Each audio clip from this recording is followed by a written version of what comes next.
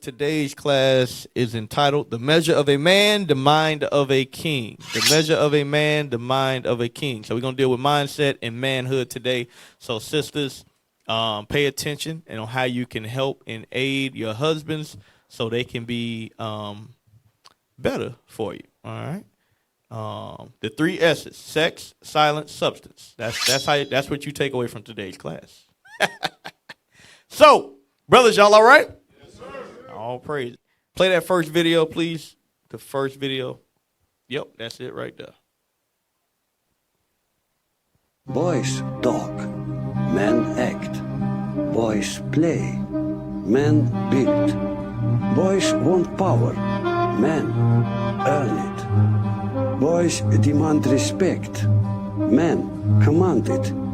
Boys fear pain, men endure it and transform pain into purpose, into profit. So he's going into the difference between a boy and a man. It's two different things, and there's several distinct differences. If you ever been around men of stature, they don't have to say much. You can feel the presence when they walk in the room. You can tell the way they act, the way they roll. It's a different spirit.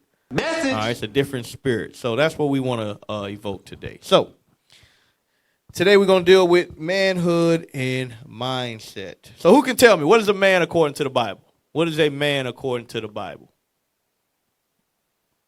You got a mic out there? I'm going to ask y'all a lot of questions.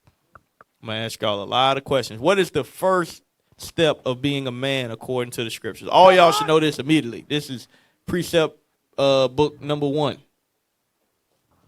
Nope, I don't want you to answer off. Jeremiah, you've been here forever. Let me hear somebody else. Y'all funny. What's your rank? I'm Officer 10. Nope, I want somebody else to answer. What's your name? Shalom, Leadership Soldier Sammy. Soldier Sammy, you in Arkansas? Yes, sir. All right, what you got? I got Ecclesiastes 12 and 13. Ecclesiastes 12 and 13? Yes, sir. That's a precept, but the first scripture you're going to go to for the man, what a man is, that's the duty of man. Shalom, I had 1 Kings. There you go. Let's get it. So we must start at the basis of what a man is according to the scriptures. Who reading? Right here, Captain Soldier Shaul. All right, Soldier Shaul. 1 Kings chapter 2, verse 1. Mm-hmm. Now the days of David drew nigh that he should die. And he charged Solomon his son, saying, I go the way of all the earth. Be thou strong, therefore, and show thyself a man. And show thyself a man. How do you show thyself a man? Read.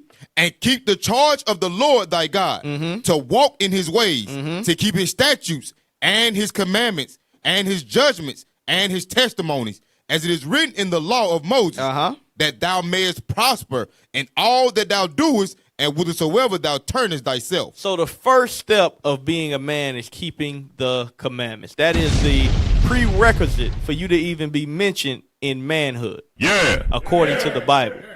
I know a lot of times you may think we go through the big three. If I got a job, if I got a house, and if I, what we always say for brothers to prove, house, car, and what? In a job. There you go. Yep, almost missed that one. In a job. That's the big three. That's the big three. We always mention those three. But inside of that is already, you got to be keeping the commandments to even be in the category. From there, go to Genesis 3:16. Genesis 3:16. So the first person you got to correct is yourself. Matter of fact, give me that in Ezra real quick. Let's go. Second Ezra. That's second Ezra 14. Yeah, give me that second Ezra 14 real quick. So you got to be keeping the commandments. Second Ezra 14 and 13. Yes, sir. The book of 2 Ezra, chapter 14, verse 13. Now, therefore, set thine house in order. Now, that house that it's speaking about is yourself. You got to set yourself in order first and foremost. You can't be commanding your wife with all craziness and you ain't doing what you're supposed to do. 9 times out of 10, whenever a brother's struggling with getting his wife in order or getting to come to the school, it's because he ain't did what he's supposed to do. He ain't changed a bit His temperament is still out of order. He's still talking to her any type of way. He's still staying out. He ain't studying. He ain't applying the commandments. And then you wonder why your wife don't believe or why she don't want to come. It's because you ain't doing what you're supposed to do. Read it again. Now therefore, set thine house in order. Set your house in order. Read. And reprove thy people. Uh-huh. Comfort such of them as be in trouble. Uh-huh. And now renounce corruption. Read. Let go from thee mortal thoughts. You got to let go of mortal thoughts. We're speaking about that last night, and we're going to touch on it throughout the class. A mortal thought is, in Arkansas, that the white man run everything. We poor. We don't get paid what everybody else get paid. So it's hard to do this. It's hard to do that. That's mortal. That's a mortal thought. Meanwhile, back at the ranch, if everything is cheap, guess what that means? Is it easier or harder to get wealth? It's easier. I'll give you an example. A house in where I come from in Orlando, Florida, a house, a 4-bedroom, 3-bath costs $600,000. What? So is it harder for me to get a house or for y'all to get a house? Yeah. But y'all will say, well, we in poverty. We ain't got this. Well, you can go buy a house that's run down for $10,000. You go get a loan for $1,000. Or you go to an auction and get it for free. When ain't nobody giving you nothing for free in Florida. Not a damn thing. Go to New York. You ain't getting nothing for free. Go ahead. You got something to say? Go ahead. Go ahead. Speak on it. Now, we ain't getting nothing free either. Go ahead. Speak on it. The point is, it's a mindset thing. Y'all understand what I'm saying? It's a mindset thing. Read that verse 14 again. Verse 14. Let go from thee mortal thoughts. Mm-hmm. Cast away the burdens of man. Uh-huh. Put off now the weak nature. And we got to put off that weak nature, what we can't do. What we can't do. There's a saying. You can look at the glass half full or half empty. We got to put off that half empty nature, understanding who we rolling with and who's behind us. When you look, we're going to get into it in the class. Some people, they look at situations and they only see it one way. Other people, they look at it, they see it another way. And that's the half empty, half full.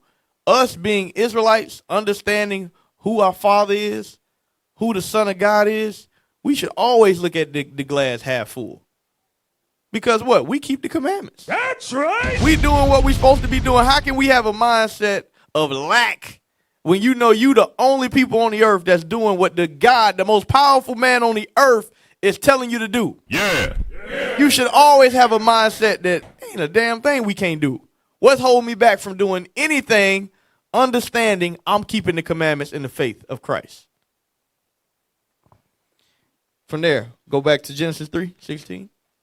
Genesis chapter 3, verse 16. And right now we're building the tenets of manhood to even be in the game. Right now, this is, and if y'all keep up with sports, in sports, everybody's a professional, right?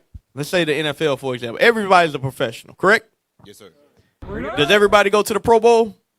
No. But everybody's a professional. Just like manhood. Okay, all of us got jobs. All of us got a house. All of us keeping the commandments. Okay, that's the start in this thing. Now, what type of man are you going to be? What type of level of men are you going to be? Are you going to be an A-level man, a B-level man, or a C-level man? You got to ask yourself that. What type of legacy are you going to leave for your family?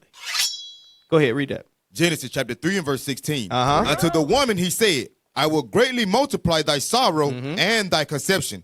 In sorrow thou shalt bring forth children. In sorrow thou shalt bring forth children. Read. And thy desire shall be to thy husband. So woman, your desire is to be to your husband. It ain't about what you want to do. It ain't about, no, your desire should be on how you can make that man happy. Message. That is your job. That should be on your mind day and night.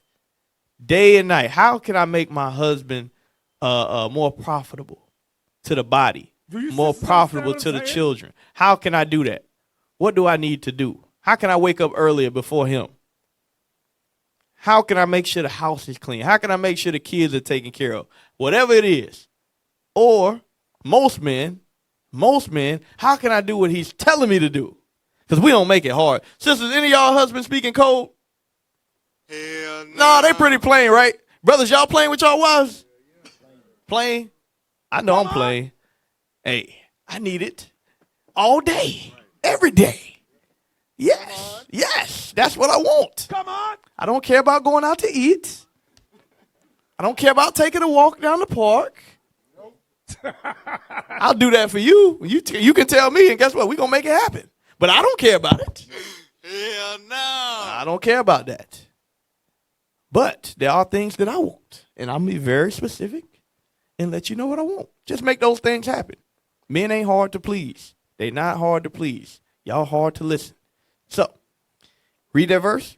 And thy desire shall be to thy husband, and he shall rule over thee. That's the next part of being a man. After you get yourself together and keeping the commandments, now you got to be able to rule over your wife in righteousness. In righteousness. Yeah. Not being a tyrant just so you can.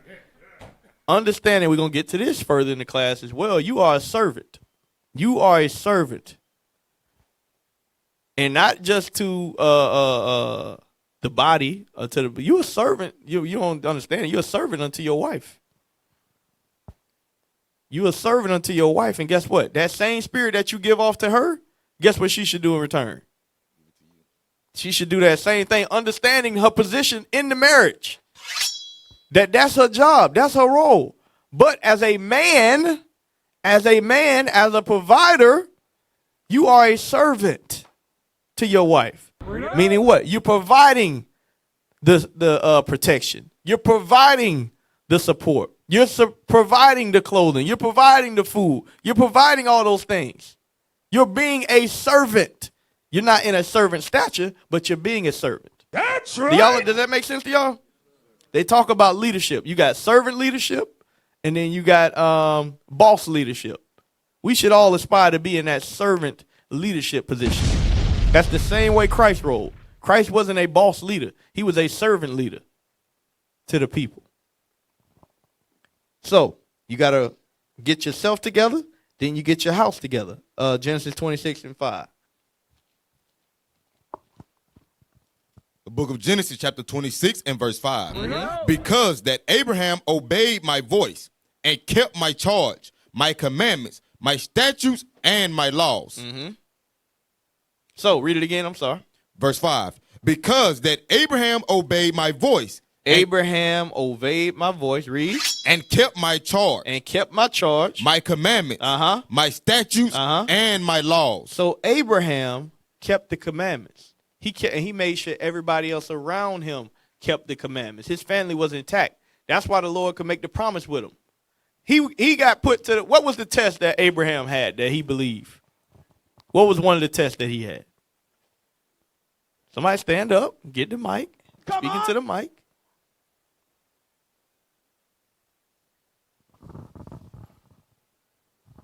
Shalom, leadership. He was told to sacrifice his son. Right. Did he do it? Yes, sir. He put him out there, and he was going to allow it to happen. But the Most High stopped it because he had that faith and sent him offering. Right. So he was keeping the commandments to the point that he was willing to sacrifice his own son. That's a different level. Think about that. We was dealing with a brother last night who lost a child. But Abraham was willing to do it himself. He was going to do it at his own hands. That's a different level of faith. A different level of faith that we all got to have. Why? Because he understood and trusted who was talking to him and who was giving him the orders. Y'all understand what I'm saying? Y'all better take because you ain't gonna do something like that if you don't trust the process of what's going on. But he trusted completely with what the mission was. That's right. From there, go to Joshua 24:15. Joshua 24:15. The book of Joshua, chapter 24 and verse 15. And if it seem evil unto you to serve the Lord, choose you this day whom ye will serve, whether the gods which your fathers served that were on the other side of the flood, or the gods of the Amorites in whose land ye dwell. But as for me and my house, we will serve the Lord. What they gonna do? We will serve the Lord. So all of y'all got to put y'all foot down in your houses. That you are going to serve the Lord. That's how you become a great man. That's stepping into manhood. When not only do you control yourself, but you control your household. Your kids, your wife, they all in accordance with the commandments. That's a true measure of a man. Y'all understand that? So, 1 Timothy 3. 1 Timothy 3, start at verse 1. Got to be able to run your house. 1 Timothy chapter 3 and verse one. This is a true saying. If a man desire the office of a bishop, he desires a good work.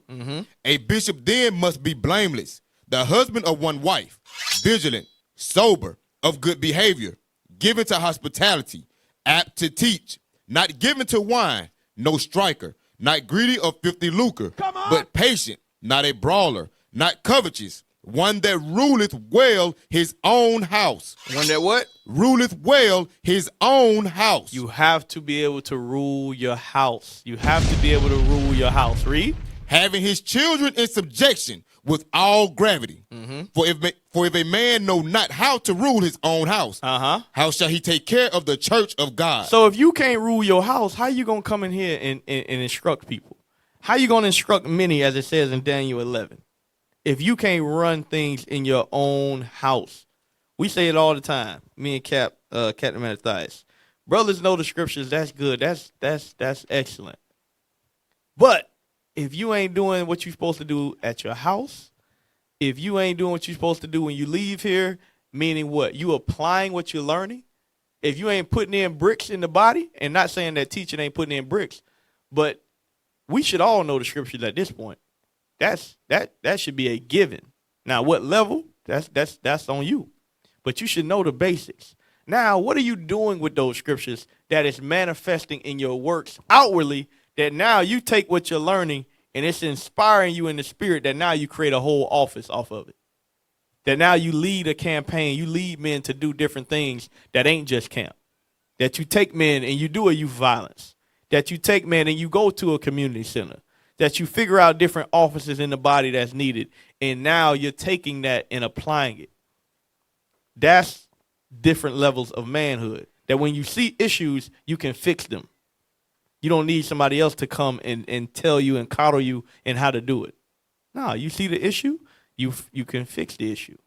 That's being a man. From there, go to, what verse was that? Were you at 6? No, sir. I Keep read verse reading. 5. Keep Verse reading. 6. Not a novice, lest being lifted up with pride, he fall into the condemnation of the devil. Moreover, he must have a good report of them which are without, lest he fall into reproach and the snare of the devil. Lest he fall into reproach and the snare of the devil. Read the first part of that again. Moreover, he must have a good report of them which are without. Who can tell me what that means? That wasn't at the hotel last night. Must have a good report of them that are without. Yes, sir. Let me hit officer. You from Dallas, right? Louisiana. Okay. I'm a soldier. Soldier. Okay. Outside of the church. There you like go. at the job and etc. There you go. How would you have a good report? Give me an example. By keeping the laws. It's different levels to it. You can tell a person you don't celebrate Christmas, or with your conversation. One may be at the job talking about, look at her, and hey, bro, I don't participate in that. That's going against what I believe in. You don't have to pull the scripture, but you can tell them, hey, I'm not with that. That's not right. Good. I believe in marriage. Good. That's a good one. Who else can give me an example of having a good report without?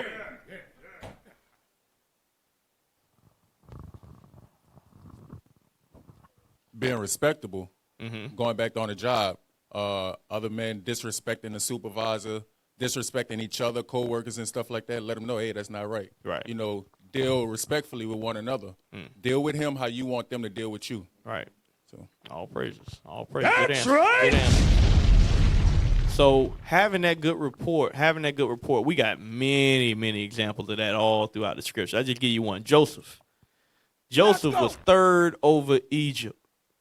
Daniel raised up. He was one of the chief men in Babylon. All these men have examples of, in captivity, their wisdom, their speech, their conduct, showing you that even amongst the heathen, they were promoted. They were promoted to positions of power. Yeah. That's how you have a good report outside. Go ahead, Cap. Yeah, can we get that real quick? Daniel 6:2. Well, you could start at 3. The book of Daniel, chapter 6 and verse 3. Then this Daniel was preferred above the presidents and princes. Right, presidents and princes. These are authority figures in Babylon. Daniel was preferred above them. Go ahead. Because an excellent spirit was in him. And it give you the reason why. Because Daniel had an excellent spirit within him. I know when we think of the Holy Spirit, we think of the ability to teach on the street and operate amongst ourselves. But the Spirit is supposed to thrive within you wherever you at, amongst whomever you amongst. Your light's supposed to shine. You supposed to glow wherever you at. Go ahead. And the king thought to set him over the whole realm. Read. Then the presidents and princes sought to find occasion against Daniel concerning the kingdom. Right. They wanted to find fault in him. And remember, it's always somebody watching. Not only are we already who we are despised people regardless. Before you knew the truth, you was despised. But especially now that you know the truth, a lot of us last name Israel, all of that, they watching. They trying to find fault. Go ahead. But they could find none occasion nor fault. But when it came to Daniel, who was rolling in the spirit, they couldn't find no fault against him. Yeah. We got to be the same way. We got to operate the same way on our jobs. They shouldn't be able to find fault against us. They shouldn't be able to find us being niggas. Go ahead. For as much as he was faithful, neither was there any error or fault found in him. Right. So the faithful, again, that's not only just when we in these walls, but we got to be found faithful even amongst the nations, amongst our workplaces, all of that. We got to be found faithful. That's right. Heavy precept, Cap. Heavy precept. So that's why when brothers come to us every other week, they getting fired off the job. We know you ain't applying a damn thing you learning here. It ain't no way. It ain't no way. Every other month, every other week, yeah, they let this, that. I say, yep. And what you'll find is the way you do anything is the way you do everything. So you ain't gonna be super Hebrew here and then go to your job and you ain't excelling. It don't work like that. Hell no. We don't see that example nowhere in the scriptures where somebody was diligent in the truth and they gave a different example amongst the heathen. You don't see that. You don't see it with Paul. You don't see it with Christ. You don't see it with the apostle. It don't say which was it, Andrew was a fisherman. You don't read where he had bad business practices and then he became a disciple of Christ. You don't read that. You don't read that Nicodemus was a ruler of the Jews and he was stealing money. You don't read that. Why? Because these men were upright men within and without, as the scriptures instructed us. Yeah. But for some reason, there's a stigma that when you're an Israelite, you broken down, you ain't got no name for yourself. You just no good when you're an Israelite somehow. That's the big. Every time there's a march, every comment. Well, what looks like the unemployment line. Like, where do y'all get that from? Where's that rumor start from? I don't get it. If they read the Bible, the Israelites are the people that you're reading about in the Bible. We don't have that demeanor. We don't have that reputation. The Israelites are high reputation. So we got to make sure we keep that up. That's right. So in order to grow, that's the base level as a man, right? Keeping the commandments, having a good report. So in order to grow as a man, what do you need? What do you need? Asking y'all. What's the first thing you should get as a man? All right, let me hear Kakim.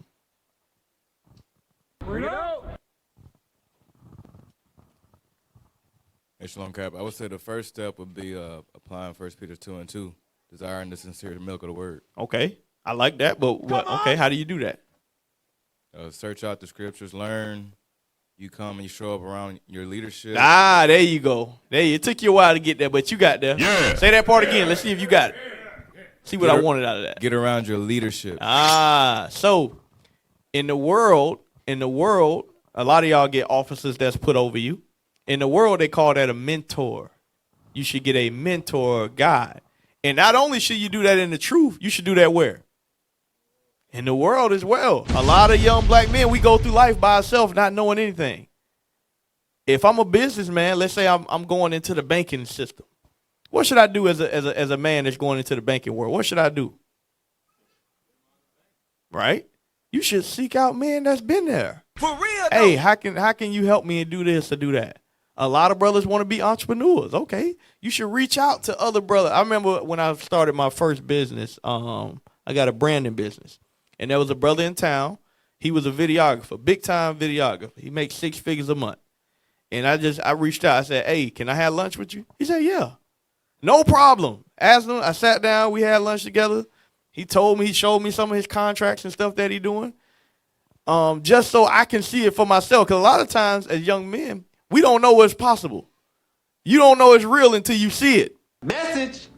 But there's people that make what you make your whole life. They make that in a month. But you will never think like that until you see it. You will never think like that until you see it. I'll give you an example. Every time I see a building, y'all see big, tall buildings, you know they didn't just pop up, right? Somebody had a vision of that big-ass building. They had a dream. I'm going to build a 40-story high building. And they do it because you see them everywhere. Every city you go into, every downtown, right? There's huge buildings. And at the top, it got a company's name on the top of it. Regions Bank, this business, that business. And they got millions of dollars to build a building. And it started right here between their ears. Hey, play that video right there. Yep, play that video. What's real pleasure for a man? Come on, brothers. I know it's painful to be a black man in America. Real pleasure was never meant to come from a woman. I'm going to say that again. Real pleasure was never meant to come from a woman. Women give men pleasure, but real pleasure comes from creative thinking and then seeing what you think come into reality by the work of your hands. That's real pleasure. So, what he's talking about is having victory in that Proverbs. As a man thinketh, so is he. I don't know about y'all, but there's nothing better than creating a plan. Any of you brothers that actually build or you have ideas, you're a visionary, there's nothing better than creating something and bringing it to fruition, whatever it is. I saw y'all just had the Takeover 3.0, right? Right? That felt good when you look back. You like, damn, we actually did that. 6 months of work, we laboring, we did this, we did that. Exactly what we said we was going to do, we did it. Fire! Right? That's a great feeling. That's what you should hang your hat on. But they replaced real achievements with what? Being able to sleep with X amount of women. Being able to rob your brother. Being able to steal. They replaced that with what Farrakhan was just speaking about. Real men, you bring things to fruition. That's meaningful. Imagine how fulfilled, and we know Bishop ain't fulfilled, but imagine how fulfilled Bishop is every time he walk into an IUIC school across the world, knowing that started with his vision. Ain't no woman can give you that type of pleasure of knowing that the fruits of my labor is worldwide. That's right. But guess what? Not only should we have that in the truth, what should we have that same thing? In the world, too. Y'all better take heed to this. In the world, you should have that same ability to take nothing and create it into something. How many of you brothers officers are 10? Raise your hand. So all you 10s, y'all should know that feeling of y'all got brothers under y'all, right? Right? And when you going through the precepts with the brother, he may be dealing with things with his wife, and you get to see him grow up in this truth. You're building something. You should have a vision for how you want that brother to be. There's no greater feeling than Lord's will. One day you see the brother, he get married, he get a promotion on the job, he start his own business, whatever it is, that's you manifesting what vision is. Y'all understand that? You should take pride in that. That's being a man. Yeah. That's being a man. Because a real man, it ain't about you. It's about everybody else and the people around you. Y'all understand that? Proverbs, read that. The book of Proverbs, chapter 23 and verse 7. For as he thinketh in his heart, so is he. Eat and drink, saith he to thee. So, as a man thinketh in his heart, so is he. You want to be able to manifest and bring to life the things that you think about. There's a lot of people, y'all probably know a lot of people that just talk and talk and talk. Talk about this plan, talk about that plan, talk about this plan, talk about that plan. They don't never do nothing. They just be talking. But there's something special when you meet somebody that say they're going to do something and they do it. For real though. And you be like, damn, nah, he said he was gonna do that. That's how we gotta be. That's how our forefathers were. They were men of action. Men of action. Yeah! Men that when they saw stuff, they did it. Now, going back to my point of having a mentor. For you to go to the next level in this truth, okay, after you keep the commandments, that's the basis. Now, for you to go to the next level as a man, you have to have a guide. You got to, give me that counselor of 1,000, please. You got to have counselors, mentors, guides to grow you in this truth. And not just the one that is assigned to you in your camp. Oh, you like, oh, I already got a guide. They officer such and such is, okay, good. Yeah, he's okay. But what you going to do outside of that? The thing about this truth that's beautiful, a lot of men in the world, no matter your nationality, they don't have connection to other men. And I'm going to show you throughout some of these videos, you need that as a man. Because your wife, I know people be like, your wife's your best friend and yes, you're a soulmate and all that. Nah, you can't tell your wife everything. Y'all understand that, right? Hell no. I'm not telling my wife. My wife get mad at me all the time. You don't ever say nothing to me. I see you talking to the brothers. Y'all always kiki and ha-ha and all. Yep. Yeah. 100%. I don't talk to you like that. Come on. Because the stuff that we talking about, I can laugh about stuff that may be painful to you, but me and my brother, we can laugh about it. Y'all understand that? That's right. What I share with the men is different than what I can't tell you all my losses. I can't tell you all my mess ups. That ain't for you to know. Y'all understand that? So your relationship with your wife is not going to be the same as it is with the men if you're doing it right. That's just what I know in this truth anyway. Does everybody understand that? You may think you know more than me. That's fine. Go ahead. Keep talking to your wife like that. Then she going to call you a nigga. Don't fall for it. So go to the next video. Not that one. Go ahead. Oh, yeah. Read that. And go to the next video. The book of Ecclesiastes, chapter 6 and verse 6. Be in peace with many. Nevertheless, have but one counselor of 1,000. So be at peace with many. You're going to have men that's over you in this truth. I've had many, many men put over me. Many different captains assigned to me. But everybody ain't for everything. Y'all understand that? The scriptures give you very specific instructions on who to speak with about different things. Everybody's not business minded. Let's say you're trying to start a business and the brother over you, ain't nothing wrong. He's been a company man for 30 years. Okay. You can learn how to be consistent. You can learn how to be diligent. You can learn how to be industrious, but he's not a businessman. His vision ain't your vision. So now you need to find somebody that share that same vision you got. Message. Y'all understand? That's understanding you got to have a counselor of 1,000 in whatever it is that you do. Yeah. And it's up to you to do that. That ain't that brother out there that know what he know. That ain't his job. It's your job to find that trainer. And there's a saying in the world, when the student is ready, the teacher will appear. All right? Go to the next one. Not that one. Go to the next one. About mentors. Go to the next one. Next one. Yep, that one. Who mentors you is as important as what they say.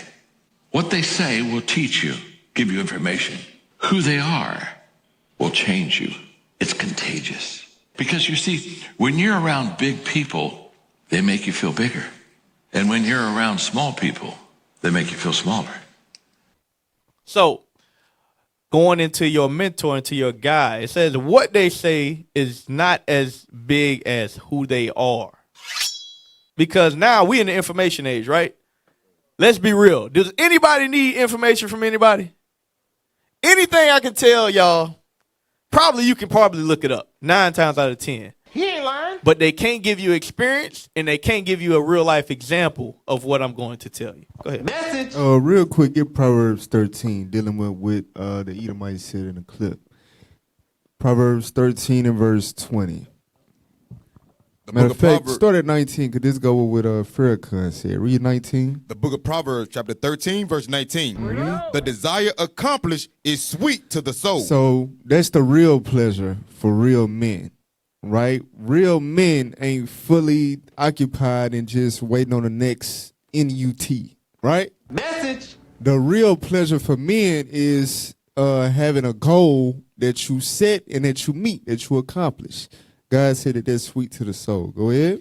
But it is abomination to fools to depart from evil. Right. Foolish men want to stay occupied in evil. Read. He that walketh with wise men. He that walketh with wise men. These are the type of mentors that you want to have. Wise men.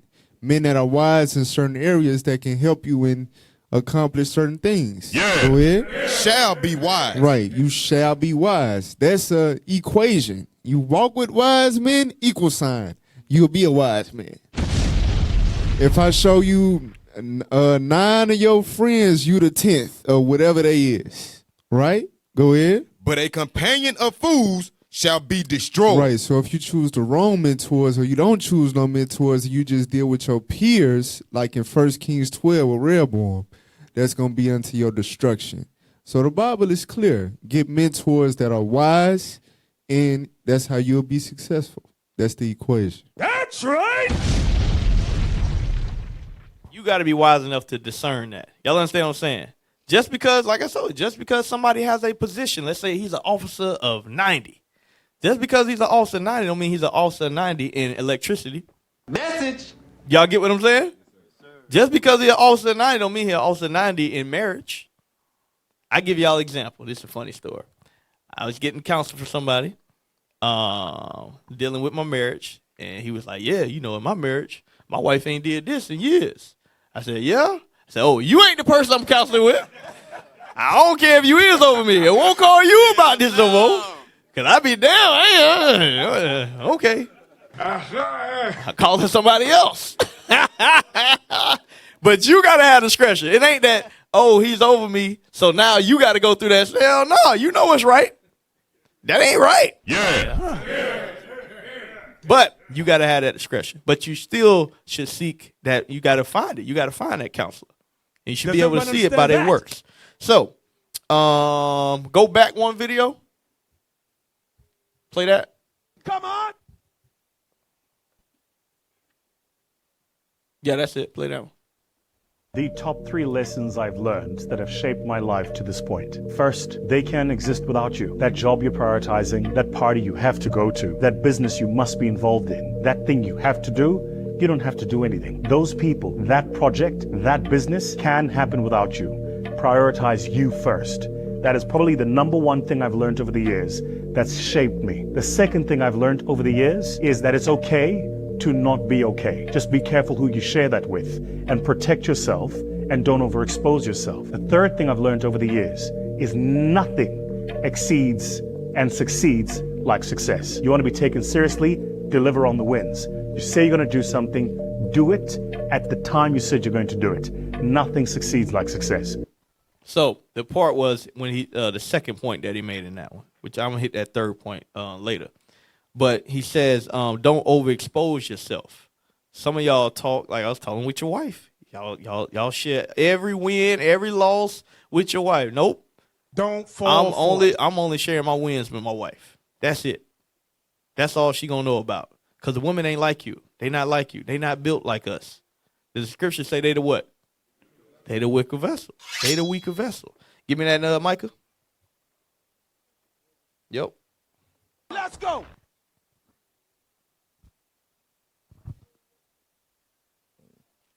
The book of Micah, chapter 7, verse 5.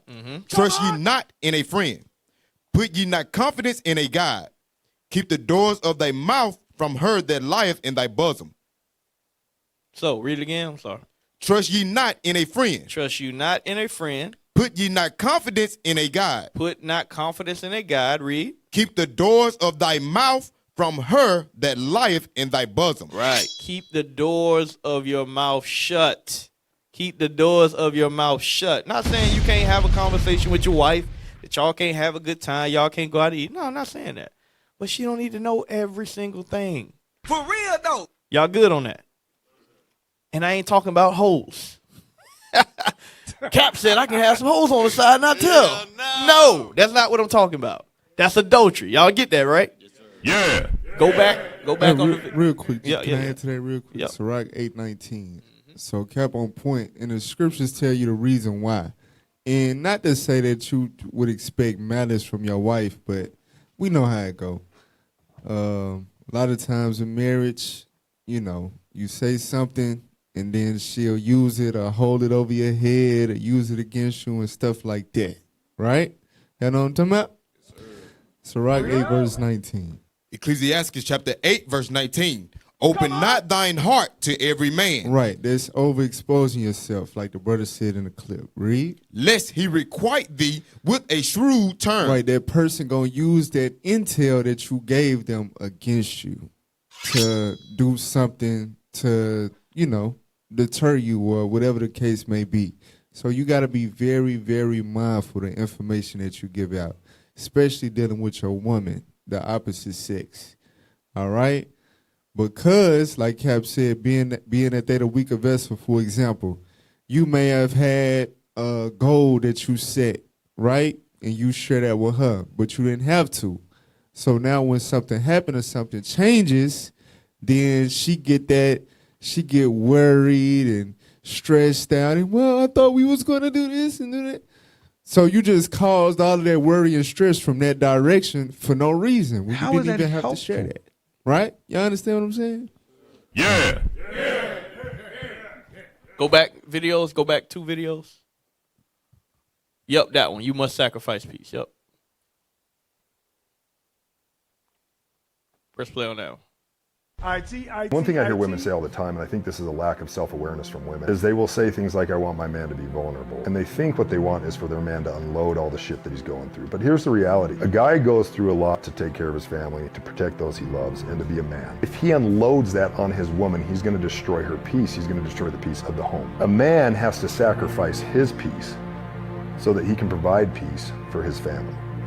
A peace that he'll never know. And that's just the role of being a man that goes out his front door every day to take care of his family. If you start treating your wife or your woman like she's your mother, you want her to wipe your nose, you want her to pick you up and tell you it's going to be all right, she's going to start acting like your mother, and it's going to destroy your relationship. As men, we have to be stoic. We have to hold those cards close to our chest, but the reality is it's really unhealthy for us as men to do that. That's why it's so important that you have a tribe around you, that you have like-minded brothers with you that are going to be in the boat pulling the oars with you, that are going to be guys you can trade war stories with, guys that can tell you when you're being a bitch or telling you, hey man, we got your back, we're there for you. That's where you take your shit and you unload it, is with your tribe. You don't take it home. You don't go destroy the peace and the harmony of the home that you are fighting to protect by bringing all the shit that you're dealing with and unloading it there. You take it to your homies sitting around the proverbial fire, you share your shit with each other, you level up, and you get back out there and you do it again the next day.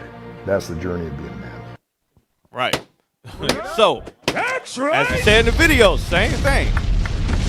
You can't do that. But that's why you got the brotherhood. That's why it says, give me that 1 Peter 2:17.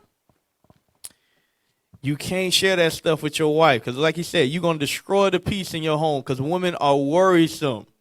Worrisome. My wife, I tell her one thing and we change the plan.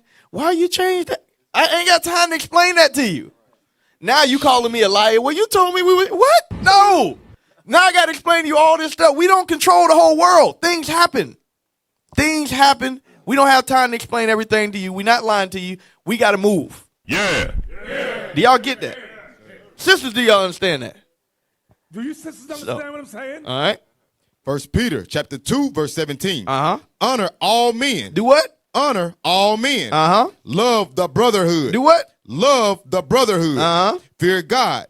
Honor the king. That's why the scripture says you must love the brotherhood. Love the brotherhood. Give me that Psalms 133 about brethren that dwell together. Because only men understand each other in the trials and the tribulations that we go through. The sisters don't understand that. They don't get that. It's a lot. There's a reason why the brother's sitting outside his house for 5 minutes before he go in the house. He got to unload before he go in there. Just give me a second. Just give me a second. You don't understand what I just went through out here in these streets. The whole world is against me. That's right. And you sitting at the door mad. Y'all don't understand. And you ain't do what I told you to do. I told you what I wanted when I get to the door. I don't get it. Go ahead. Psalms 133, verse 1. Uh-huh. Behold, how good and how pleasant it is for brethren to dwell together in unity. Right. For brethren to dwell together in unity. It's a pleasant thing. Read. It is like the precious ointment upon the head, that ran down upon the beard, even Aaron's beard, that went down to the skirts of his garment. Right. That's why that brotherhood is special. And that's why brothers that keep to themselves, I know they got the devil on them. Because who you speaking with? If you ain't speaking with us, who you talking to? How you overcoming these things? Because I know you going through the same stuff we going through. All of us going through the same thing. All marriages got the same problems. All single brothers got the same issues. So you need to be talking. If you ain't talking with us, you trying to take it on by yourself, and you are losing. You are losing. Same thing with the sisters. Give me that in Malachi 3. Y'all 16. better take heed to this. If you ain't communicating and you trying to keep it to yourself, you going to get overwhelmed 100 times out of 100 times. We ain't built to be silent mutes. There's a reason why we have a mouth. And there's a reason why you got ears. We were built to communicate. Yeah. So much that from the jump, the Lord had to separate us so we don't communicate. So that lets you know naturally we are communicative people and beings. Go ahead. Malachi chapter 3, verse 16. Then they that feared the Lord. They that feared the Lord what? Spake often one to another. They did what? Spake often one to another. They spake often one to. I know myself, I talk somewhere. I got to tell myself not to talk. Because I love being able to talk with the brother. I love the brotherhood. I love communicating. I ain't going to say nothing in the captain's group. You know, I ain't going to say nothing. I don't want to get in trouble. But some of y'all don't say nothing. No way. I keep to myself. I'm this. No, you got the devil on you. That's what you got. Read it again. Then they that feared the Lord. Because the Bible say when you fear the Lord, what? Spake often one to another. When you fear God, you speak often one to another. Why? Because you realize who else you got to talk to. Who else you got to talk to? Who else you got to build with? Who else you got to share your victories with? Let's say you go to camp, you slay a brother, and he brought out this. I brought out the perfect precept. What you gonna tell that to your mama? You want to share that with your mama? You want to share that with your father who don't keep the commandments? No. Sisters, you got the house set up, everything nice. He came home, you did what you're supposed to do. You want to share that with your wicked co-worker at the job? No. Talk to the sisters. Talk to the righteous sisters. Not your sister that's down the street at the club every other week. No. What? Talk with your big sister. Talk with your peers. Build those relationships. Because we all we got. Nobody else know what we going through. So didn't even get to the part. Oh yeah, here we go. Yep. Go back. It was one other video I wanted to show. Yeah, that one. Yep, dealing with manhood. Go ahead, press play. Let's go. Press play. What they did not teach us in school and what I wish they would have taught me. I don't care who you are or where you're from. We all live the same life, and it goes like this. You wake up to your world about age 16. About age 16, you say to yourself, I need to get a job one day. So I'm going to have to work real hard at a skill to make money. But you know what? I want to make a lot of money. So I'm going to work and work and work to become an expert at a skill. And then one day out of the blue, I get a relationship going. Now I got to keep the job going because she needs a lot of money. But now not only do I have to be an expert at my job, all of a sudden I have to be an expert at relationships. This is hard. She wants me to be masculine yet sensitive. Then we bought a house. Now I have to be a plumber. I have to be an electrician. I have to be a landscape artist. I have to be an expert at taxes. Now we have children. Now I'm a doc. Oh shoot, I just lost one of the kids. Hold on, we got another. Now I'm a doctor, I'm a mentor, I'm a theologian. And all of a sudden I hear from my wife, honey, I don't get enough attention. There is no time. So, as you see, it's a lot of stuff. Y'all see that? Do y'all get the point? Sisters, do y'all get the point? I know y'all don't. Does everybody understand that? So when we say, can you come to the room? I'm just trying to get it in real quick. There's a reason. There's a reason. I got a lot of stuff going on. Come on. You didn't see what just happened. You don't see all the wars that's going on out there. I know you had a long day with the kids. I get it. I'm not saying I don't get it. But what I'm saying is I'm dealing with a lot. Come on. And I ain't got time to go through all my story with you. Yeah. Because you're not going to get it. You're going to try to think you can fix it. You ain't got nothing to do with it. You ain't going to fix the problems that we're dealing with. So, but for you men, as y'all see, that's a lot of stuff going on. It's a lot of stuff. And if you try to handle it by yourself, you're going to be just like, you're going to fail. Don't fall for You're it. going to fail. So, all right, in order to get what you need guidance. Because that's a lot of stuff. Y'all would agree? And guess what? He ain't mentioned the truth. You got all of that. Now, throw in 18 more. Right? You got to go to camp. You got officers under you. You got brothers over you. You got officers. Now, he ain't throwing it. Now you got a business on the side that you're trying to run because you want to make sure you can leave something for your family. Yeah. It's a lot of stuff. So, Acts 8:27.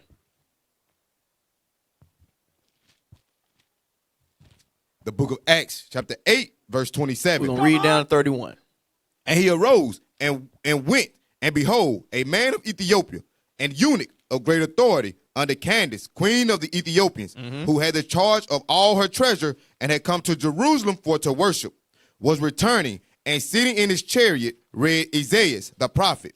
Then the Spirit said unto Philip, go near and join thyself to this chariot. And Philip ran thither to him and heard him read the prophet Isaiah and said, understandest thou what thou readest? So, like I told you, when the student is ready, the teacher will appear. He said, do you understand what you're reading? Read. And he said, how can I, except some man should guide me? Right. That's how all of us have to approach everything, not just in this truth, but also on the outside. It's something you want to do. You should. How can I get help on this? How can I get help on what it is that I'm trying to do? You want to be an entrepreneur? You want to do whatever it is. Seek help, seek counsel. That's not a bad thing. Black people, a lot of times, we think we want to. Recently, I was talking with Cap about this. Most of the times when black people want to do a business or a restaurant, let's say a restaurant, what type of restaurant do they want to do? Huh? Not so. Well, not specifically what type. You can franchise a restaurant, or you can do what? You can make your own, right? A lot of times, even business, period, we think we have to build the business from the ground up, right? You get your own name. How many of y'all ever thought of buying a business? One person, two people. Okay. Y'all know white people buy businesses every single day? Damn. How many of y'all been on the job? They be like, yeah, we got a new owner. Are you serious? Happen all the time, right? But at not one point in your mind you ever thought to buy somebody else's business. Because they don't teach us that. They don't teach us those things. But if you was in business and you talk to people that own, they'd be like, yeah, you might want to try buying a business first. And see how you experience it. See how you like it. But guess what? Black people don't have mentors, so we don't know that. We don't know that whole world. There's a whole other world that's going on. We don't know nothing about it. Damn. Go ahead, Cap. Hey, get Sirach 32:18. So this is what the Lord called it. Because to us, that's regular black people stuff, but that ain't regular. And it ain't supposed to be regular for the sons of God. Sirach 32, verse 18. Ecclesiastes chapter 32 and verse 18. A man of counsel will be considerate. Right. So a man of counsel, you'll consider different things because you're counseling. You're hearing different outlooks, perspectives, resources, things of that nature. So you'll be considerate of certain things you otherwise wouldn't be. Read. But a strange and proud man. But a what? A strange and proud man. A strange and proud man. So you know it's pride. Well, I don't want to seem like I had to go to him to get the, you know what I'm saying? Well, I'm a man. I can do this on my own. That's nigga talk. I'm a man, man. I'm going to hold it down. And what he say? I'm a man. I'm going to hold it down. Nigga. That's pride and that's strange. That's weird. Every other nation, the foundation is community. You understand? They build off of each other. Niggas just try to do everything on their own. When you already, it's the world versus you when you trying to do it on your own. That don't make no damn sense. Especially with us in this truth. We got all these wise men with knowledge and experience and they're spiritual. They got the Lord on their side. If you're not taking advantage of that, that's strange, meaning weird, and that's prideful. You got pride on you. Pride is the devil. Read. But a strange and proud man is not daunted with fear, Uh-huh. even when of himself he have done without counsel. We always got to bump our head multiple times. We done already made the same mistake before, but we'll turn around and just do it again. That's strange and that's prideful. You understand? We got to start being men of counsel. You should be able to look in the mirror and be like, I'm a man of counsel. I got a clear direction because I have wise men that didn't had the experience that's giving me the guidance. All right? That gives you a different level of confidence when you approach certain goals. And I didn't find the video, but there's a video. It says having a guide, having a mentor takes off years off your life as far as shedding time between you and success. If you talk, let's say you a business owner. Let's say you own a car wash, right? There's certain things you're gonna learn in building and doing that car wash when you from year 1 to year 2 to year 3 to year 4, and you're gonna get better and better and better. Or you can talk to the man that got 50 car washes, and he can tell you exactly what's gonna happen at each point and stage as you building your car wash business, and you will go straight like this on a direct angle, because guess what? Everything that's going to happen, somebody he's telling you what's going to happen before it happens.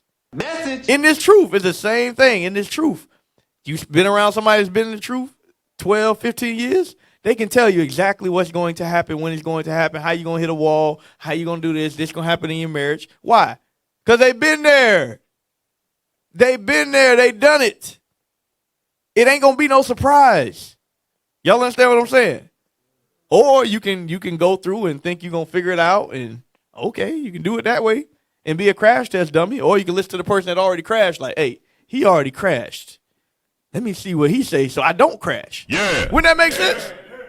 That's just simple. That's simple math to me. But we don't want to do that a lot of times. We don't want to do that. We want to figure it out for ourselves. Sirach 8:8. The book of Ecclesiastes, chapter 8, verse 8. Mm-hmm. Despise not the discourse of the wise. Don't despise the discourse of the wise. Read. But acquaint thyself with their proverbs. Mm-hmm. For of them thou shalt learn instruction, and how to serve great men with ease. And how to serve great men with ease. Read. Miss not the discourse of the elders. Right. A lot of times,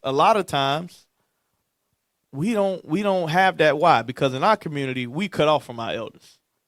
We cut off from our elders. A lot of the older black men in our generation, they either jealous of young black men, or they don't want to communicate and share the secrets because they don't want you to take what their position is. I see that a lot. They intimidated. Whereas Esau, they work together. Esau put young men on so they can replace them and keep whatever it is that they got going. Keep it moving. Message. And it comes because you have a mindset of scarcity. You think there's only one, there only can be one. No. Y'all know in Little Rock how many multi-million, billion-dollar businesses there are? It's a whole bunch of them. But we won't think like that. Black people don't think like you think, oh, they got this. They the only person that can do that. No. Everybody can be successful. Yeah. Esau be sewing up the world. They sew up the world, and they all work collaboratively. And you seeing that now. I don't know if y'all into fashion at all, but the big thing now is this brand collabing with that brand. Y'all see that? You got Skims working with Nike. You got Nike working with this. They work together. For real though. The nations understand that. But black people, we don't get that. We don't understand it at all. We don't understand the work together. But we're going to get there. We're going to get there. So, Sirach 6:34. Ecclesiastes chapter 6, verse 34. Mm-hmm. Stand in the multitude of the elders, and cleave unto him that is wise. Be willing to hear every godly discourse, and let not the parables of understanding escape thee. Read. And if thou seest a man of understanding, get thee betimes unto him, and let thy foot wear the steps of his door. So, it says, stand in the multitude of the elders. And that doesn't always mean they physically older than you, but in understanding, in wisdom, and knowledge, they surpass what level you are at. That's the people you need to talk to. But a lot of times, our people, you want to talk to your peers, people that's under you. Sisters really bad at that. They want to talk to whoever it is that they like, or she's nice. No. The scripture says, seek unto the elders. That's right. People that got experience in time. From there, go to Luke 2. Give you an example. Christ left a great example for us. Luke 2:41. I'm going to read down to 46. Let's go. The book of Luke, chapter 2, and verse 41. Come on. Now his parents went to Jerusalem every year at the feast of the Passover. And when he was 12 years old, they went up to Jerusalem after the custom of the feast. So Christ kept Passover. Y'all see that, right? So ask a Christian why the hell they don't keep Passover. Christ kept it. They said they could do all things through Christ. Why they can't keep Passover? I don't get it. Read. And when they had fulfilled the days as they returned, the child Jesus tarried behind in Jerusalem, and Joseph and his mother knew not of it. Read. But they, supposing him to have been in the company, went a day's journey, and they sought him among their kinsfolk and acquaintance. This also show you Christ wasn't from a poor family. They had a large company of people traveling. So much, they're like, yeah, Christ back there somewhere. I don't know where he at, but surely he back there with everybody else. They wasn't poor. Read. And when they found him not, they turned back again to Jerusalem, seeking him. And it came to pass that after 3 days, they found him in the temple, sitting in the midst of the doctors. So hold on. Christ wasn't sitting amongst 12-year-olds? Sitting in the midst of the doctors. No, Christ was amongst the learned brothers and sisters. He said, hey, this where the understanding at. This where the wisdom at. Yeah. I'm finna chill with these people. Yeah. Read. Both hearing them and asking them questions. Read. And all that heard him were astonished at his understanding and answers. Right. That's the way we got to be. And not only in this truth, but outside the truth.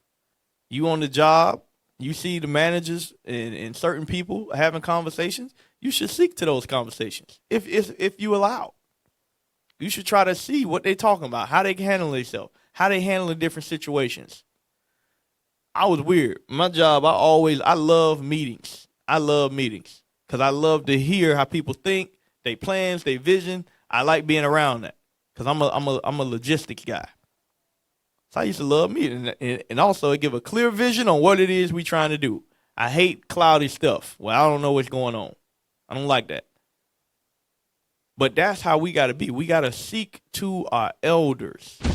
We got to seek to our elders, brothers and sisters that are older than us, that have more wisdom, that have more understanding. That will accelerate your growth. That will accelerate your experience in this truth. Because if you can take somebody's experience of 30, 40 years in this truth and put it into your body when you 2-3 years in this truth, you a dangerous man at that point. Because now you got the cheat code. It's like y'all ever had a study guide to the test? Right? You go into the test, you confident in it. You like, oh yeah, I ain't worrying about this. I'm gonna be good.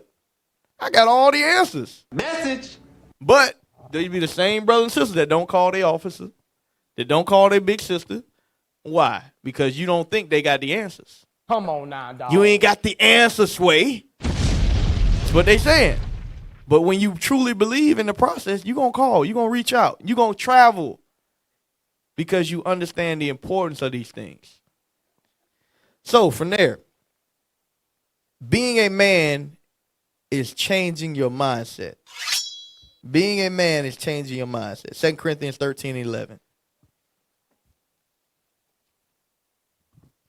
2 Corinthians chapter 13. 1 Corinthians 13:11. My bad. Yes, sir. 1 Corinthians chapter 13, verse 11. When I was a child. When what? When I was a child. When I was a child. I spake as a child. I understood as a child. I thought as a child. I thought as a child. Read. But when I became a man, I put away childish things. For now we see. So, when I was a man, I put away childish things. Now, this is talking about animal sacrifice. But it still has a carnal understanding to it as well. When you're a child, you think as a child. I was watching a lot of videos putting this together. And one man, he went through 4 phases of manhood. He put it into 4 phases. When you're a kid, what do you do when you have friends and family over the house? What do you do? You play, but why are you playing a lot of times? What are you trying to garner? Attention, right? You trying to get attention. When you're a teenager, what you trying to do? Trying to get attention, right? You put on the new J's, you get the outfits, you want attention. And then when you become a man, the first level of manhood, now that you already lived through those things, you got your attention. What are you doing now? As a man, what should you be doing? Let's see. Anybody, stand up, give me your answer. I gave you the first two levels, the attention. Now you're a man. What should you be doing now? All right, there you go. Yeah, take a shot. It ain't no right or wrong answer.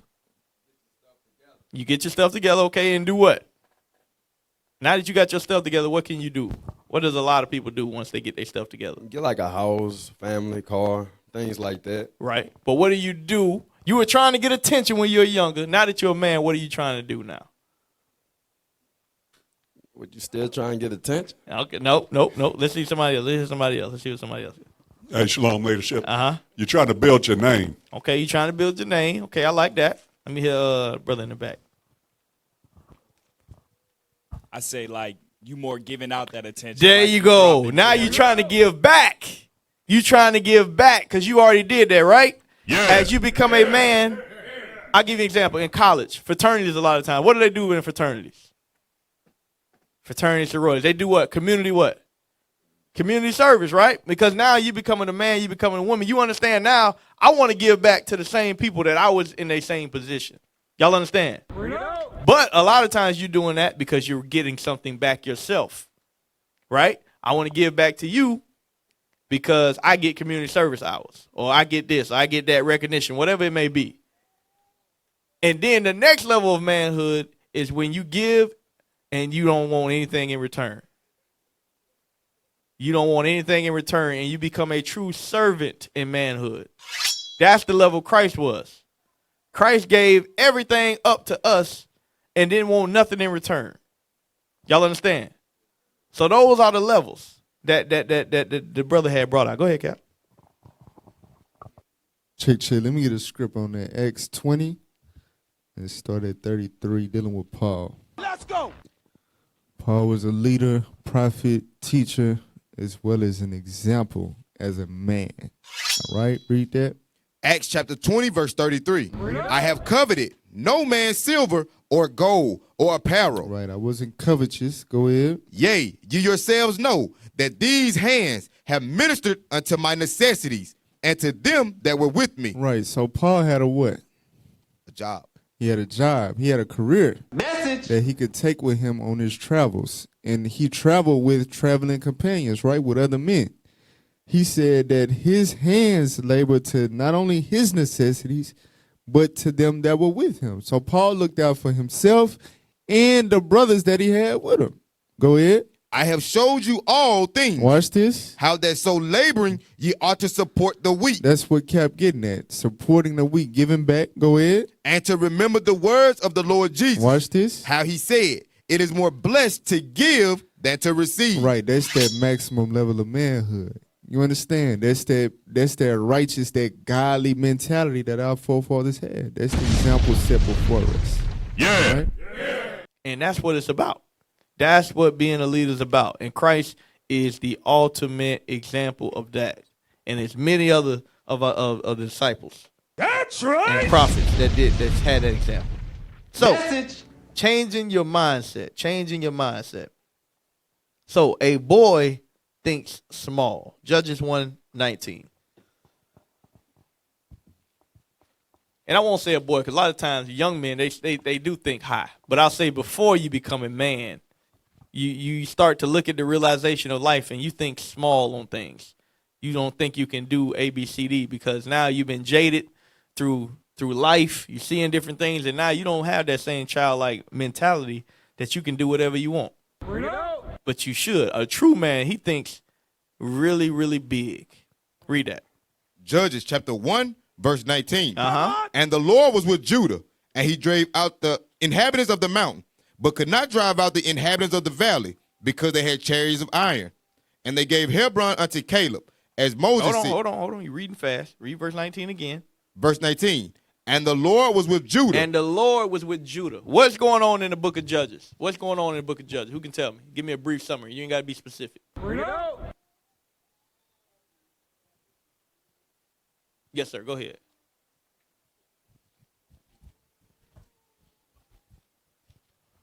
We was going in and out of captivity for disobedience. Okay. Yeah, in the beginning. Good. That was right, but what was going on right here where we read? This after Joshua, the walls of Jericho and stuff like that. So in the beginning of Judges, we started getting leaders and stuff like that. Right. And what else? What were we supposed to be doing? What was we supposed to be doing? Inhabiting the land. There you go. We're supposed to be taking over the land. That's what I wanted right now. So we're supposed to be taking over the land. Are we doing it on our own accord? Who gave us the orders? The Most High. The Most High gave us the orders. Hey, when y'all go take over the land. That's what he told us, right? All right. Read that. Verse 19. Yep. And the Lord was with Judah, and he drave out the inhabitants of the mountain, but could not drive out the inhabitants of the valley, because they had chariots of iron. So, who can tell me why they couldn't beat the iron chariots? Yes, sir.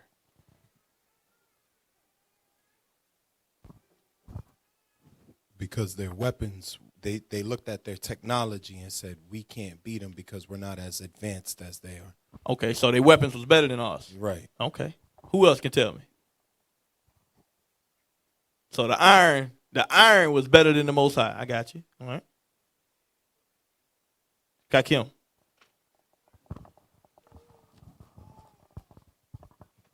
They were thinking too small. They didn't have faith. There you go. 100%. They didn't have faith. Y'all know the Lord is the Lord of the heavens and earth, right? That's right. He don't give a damn about no chariots. Yeah. What he did to the Egyptian chariots? He drowned them. They don't give a damn about no iron chariots. But they didn't have faith. They didn't believe. Likewise, a lot of us today, we don't believe in whatever it is that we're doing. Some of y'all didn't think we was going to get the land. They're like, we can't get no land. There's no way we can get the land. Come on, man. You know Master going to have to give us the land? He ain't going to give us that. But that's small. Yeah, I was laughing myself personally. Y'all know how much land was each family supposed to get when we got out of slavery? 40 acres. We rejoicing. We happy as hell. The whole nation. Because we got 40 acres. Each and every one of y'all supposed to get 40 acres. That's right. Every last one of us. Yeah. And that was from the white man. That ain't from God, so that's really reduced. Because what we supposed to have, in all actuality, the whole earth. Yeah. The whole earth. But we don't have that mindset. So when you think like that, it puts you in a completely different mindset. Now we got to start the scripture say we got to be stewards. He that is faithful over little, you'll get much. And we don't messed up enough as a nation. So I'm thankful for whatever it is that we get. Message. Because he gave us the earth, and we built high places to everything else but the Most High. So now we got to start small. Now, with what was supposed to be given to each and every last one of us from the devil himself, now it took all of us. Everybody put their pennies together. So we get one piece of property. Damn. Right. But we made it happen. So now but that's letting you know, we getting our minds right. We getting our minds right. So read that again, Judges.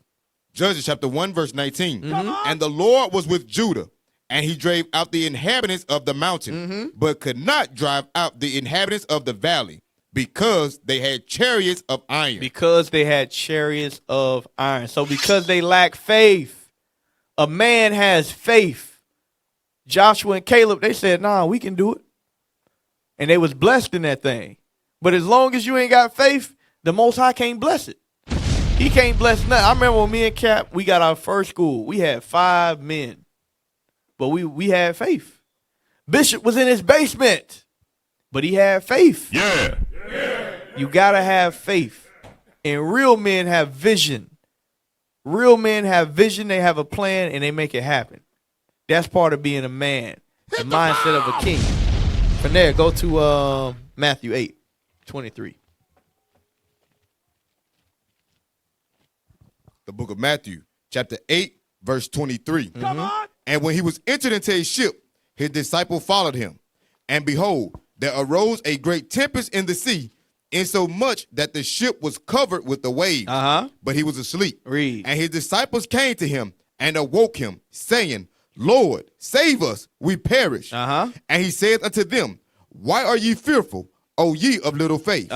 Then he arose and rebuked the winds and the sea, and there was a great calm. And there was a great calm. But what did they say they lacked? They lacked faith. They lacked faith. Now, it would have been different if they woke up the Son of God and said, hey, Christ, you can handle that outside? It's a little windy. Want to make sure we get there safely. But that ain't what they said. That's what they did. They was worried. Christ like, do you know who you with? It's good. No way, boy. We good. But that's the same thing here. A lot of y'all be fumbling over yourself over stuff. Relax. Relax. You got a whole nation behind you. Ain't nothing we can't take care of if you roll in the spirit. Y'all understand that? Yeah. Go to Matthew 6:30. The book of Matthew, chapter 6, verse 30. Wherefore, if God so clothe the grass of the field, which today is, and tomorrow is cast into the oven, shall he not much more clothe you, O ye of little faith? O ye of little faith. If the Lord can take care of the animals, I give you an example. An ant, an insect. Can an ant do anything to defend itself against most animals? Probably 99% of the animals on the earth. Nope. No. Do you see ants everywhere? Are they making it? Are they dying of starvation? The ants making it. The ants eating good. For real, though. The ants is eating good on the earth. Meanwhile, you a whole human. You got children. You keeping the commandments. You actually got consciousness. And you think the Lord ain't going to take care of you? You don't have faith. You don't really believe in these scriptures. Read it again. Wherefore, if God so clothe the grass of the field, which today is, and tomorrow is cast into the oven, shall he not much more clothe you, O ye of little faith? O ye of little faith, read. Therefore, take no thought, saying, what shall we eat? Or what shall we drink? Or wherewithal shall we be clothed? Read. For after all these things do the Gentiles seek. Right. And that's what's happened. We've become the Gentiles. We lack faith. We lack faith in the Father. I remember Bishop go over this all the time, but our first occupation as a nation, what were we as a nation? What did we do? We were farmers, right? Because we had the land, we were farmers. Message. And when you own land, who do you have to rely on to live? Huh? Who you got to rely on to live as a farmer? Crops, animals, okay. So who you got to rely on? The Most High. You literally have to rely on the Most High. Because what happened if you don't believe, or if you're in the midst of sin? What they say? What the Bible say gonna happen? No rain. No rain. So you're a farmer, right? If you believe in God and you keeping the commandments, what will happen to your land? It would be what? It will be fruitful. And you know it came from who? You knew for a fact, without a shadow of a doubt. If rain came down, if you had prosperous soil, you knew for a fact we was in tune with the Most High.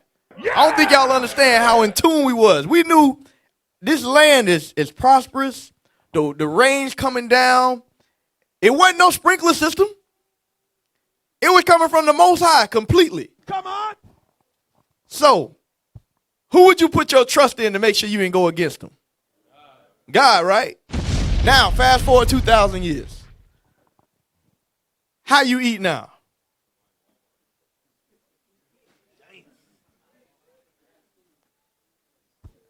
How are you able to get food?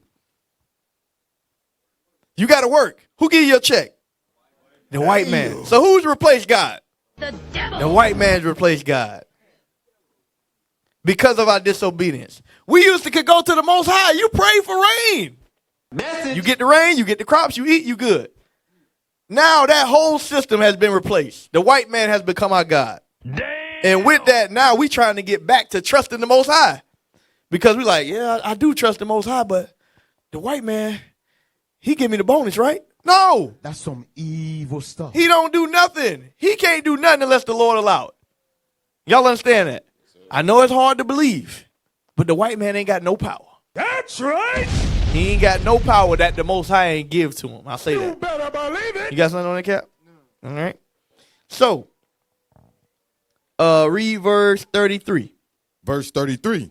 But seek ye first the kingdom of God and his righteousness, and all these things shall be added unto you. So, our mindset got to be on seeking the kingdom of heaven first and foremost. If you know you're doing that, then whatever you put your hands to is going to be prosperous.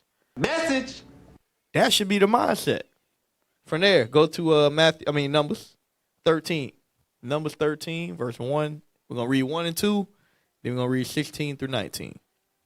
So we're going into that mindset. We're going into that mindset, changing our mindset from a small mindset to a big mindset. Read that.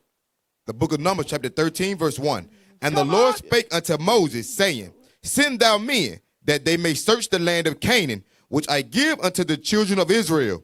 Of every tribe of their fathers shall ye send a man, every one a ruler among them. Verse 16. These are the names of the men which Moses sent to spy out the land. And Moses called Oshea, the son of Nun, Joshua.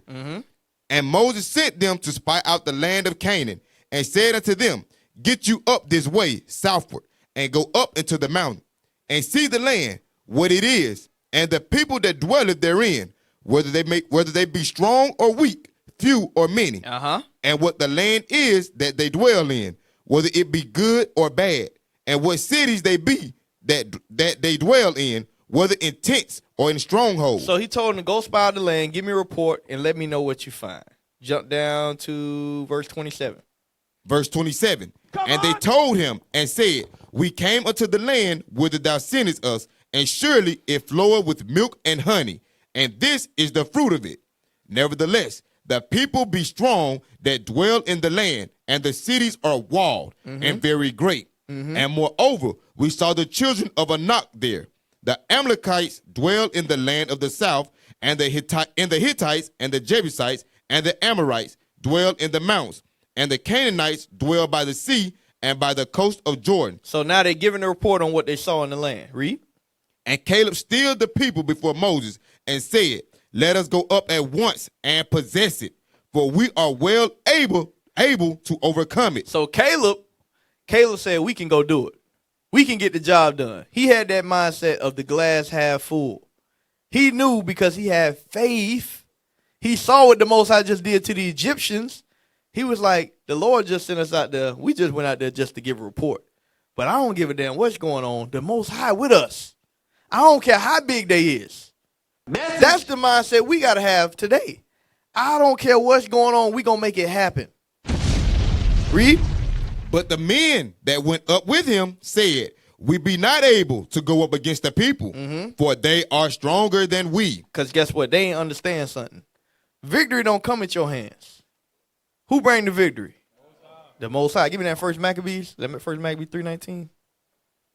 Let me see if that's it. That's it. Read that.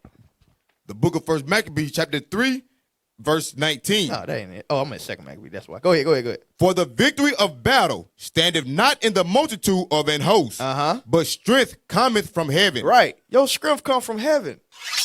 Your strength come from who the Most High God is. We're talking about God. That's what we got to understand. But just like our forefathers in the past, we don't truly believe that.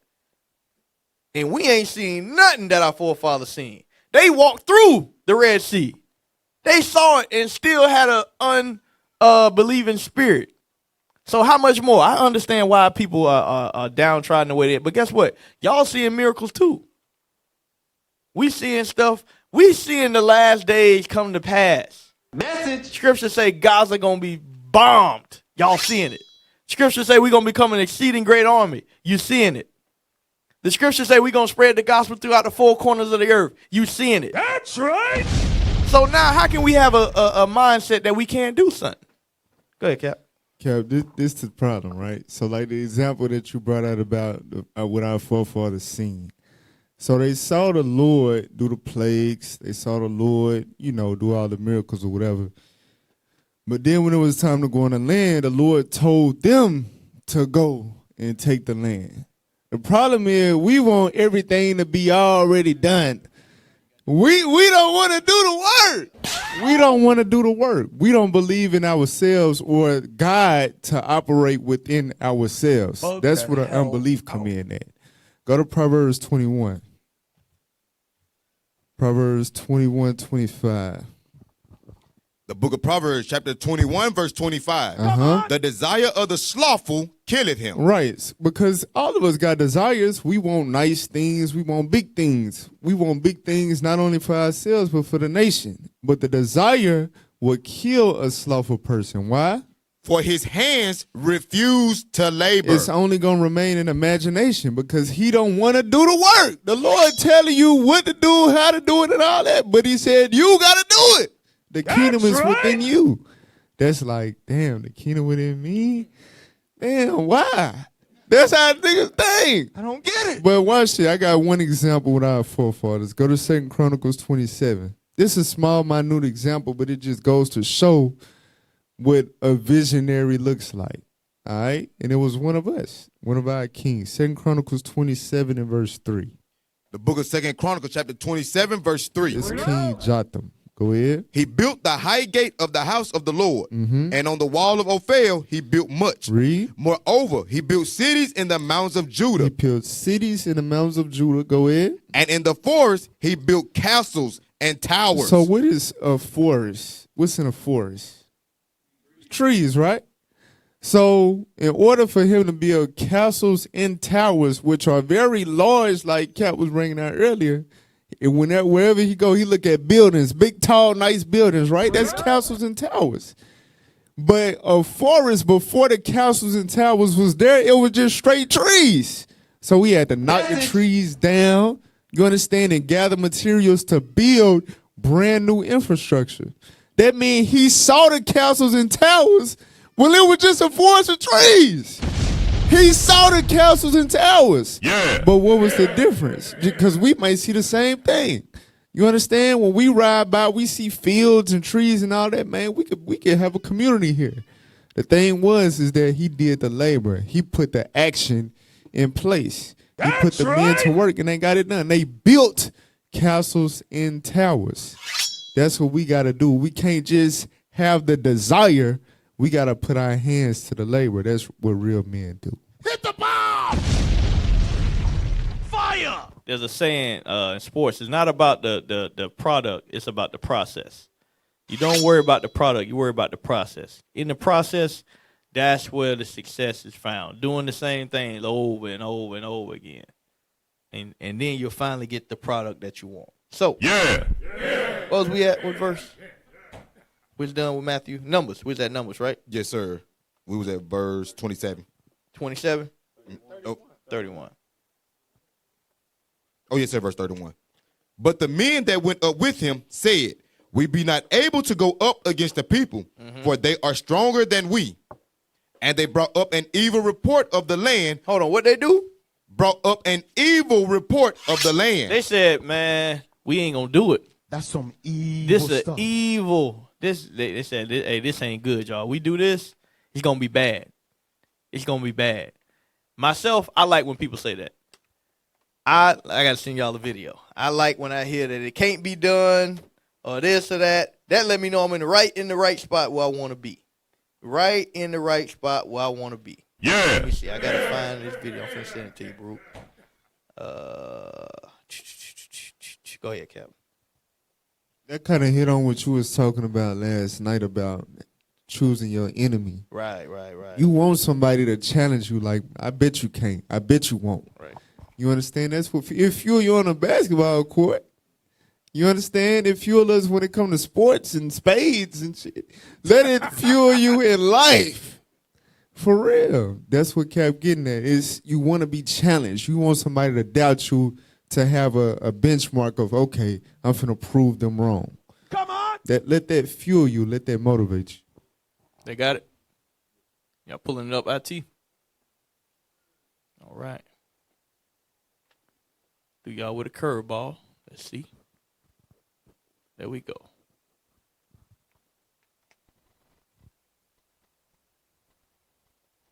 To a low point where I think, why do I even bother? I just try to remind myself, this is where most people stop.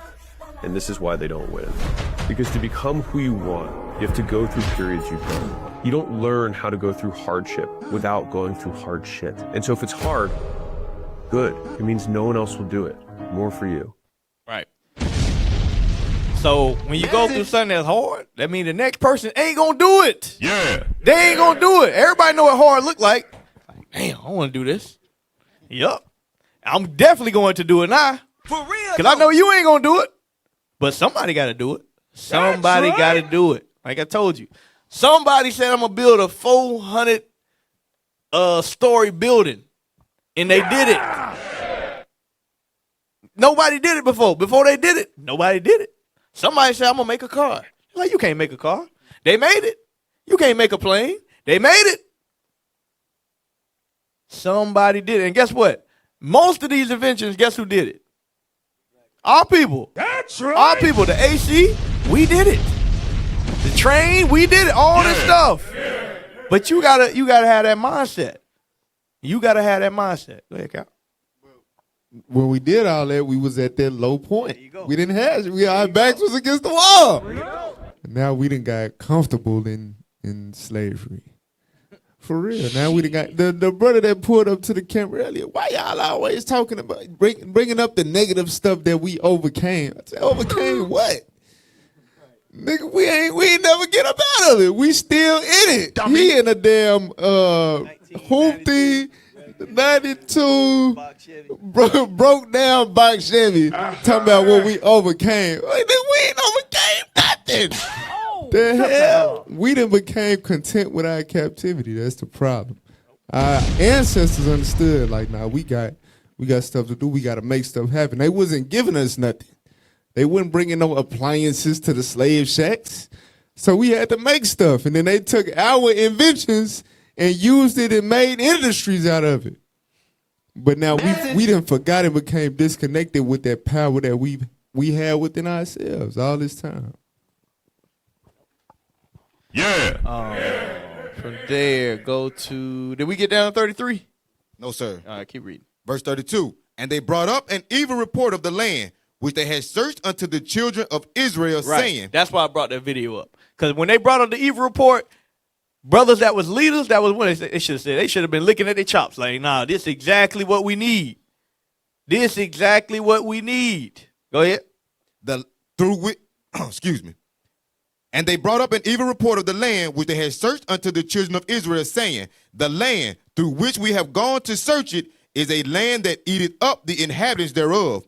And all the people that we saw in it are men of a great stature. Mm-hmm. And there we saw the giants, the sons of Anak, which come of the giants. And we were in our own sight as grasshoppers. And so we were in their sight. So they had a bad mindset.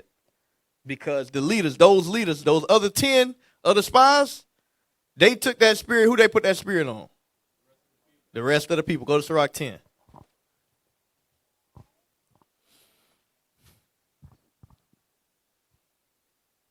Let's go. Start verse 1.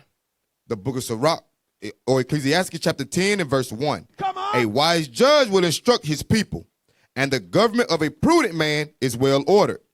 As the judge of the people is himself, so are his officers. Mm-hmm. And what manner of man the ruler of the city is, such are all they that dwell therein. Right. So, did I go through those videos real quick? Go to that last video. Yep. Keep going. Keep going. Come on. Keep going. You're going the wrong way. That was the last one I sent you? Let me see. Maybe I just posted in the captain's group. Let me see. I got to find that video. That one was heavy. Okay, here we go. Fire! All right, let me see. I'm sending it to you now, Baruch. My apologies, y'all. My apologies. Hey, while we waiting on IT, get Proverbs 13 real quick. In verse 4, going with what the Edomite brought out in the video. When everybody talking about how hard something is, that means it's more for you. The book of Proverbs, chapter 13, verse 4. The soul of the sluggard desireth and have nothing. Right. You desire it. You talk about wanting to do it, but you never get it. Read. But the soul of the diligent shall be made fat. Right, he gonna be made fat. It's enough for everybody, but the diligent man gonna get what you could have got and what you could have got and what you could have got because you was too lazy to do it. You was too doubtful to do it. Message. So people that are driven, they're gonna accomplish more than enough because the people that could have a piece of that decide not to because of the mentality. All right? I got it. Yep, there you go.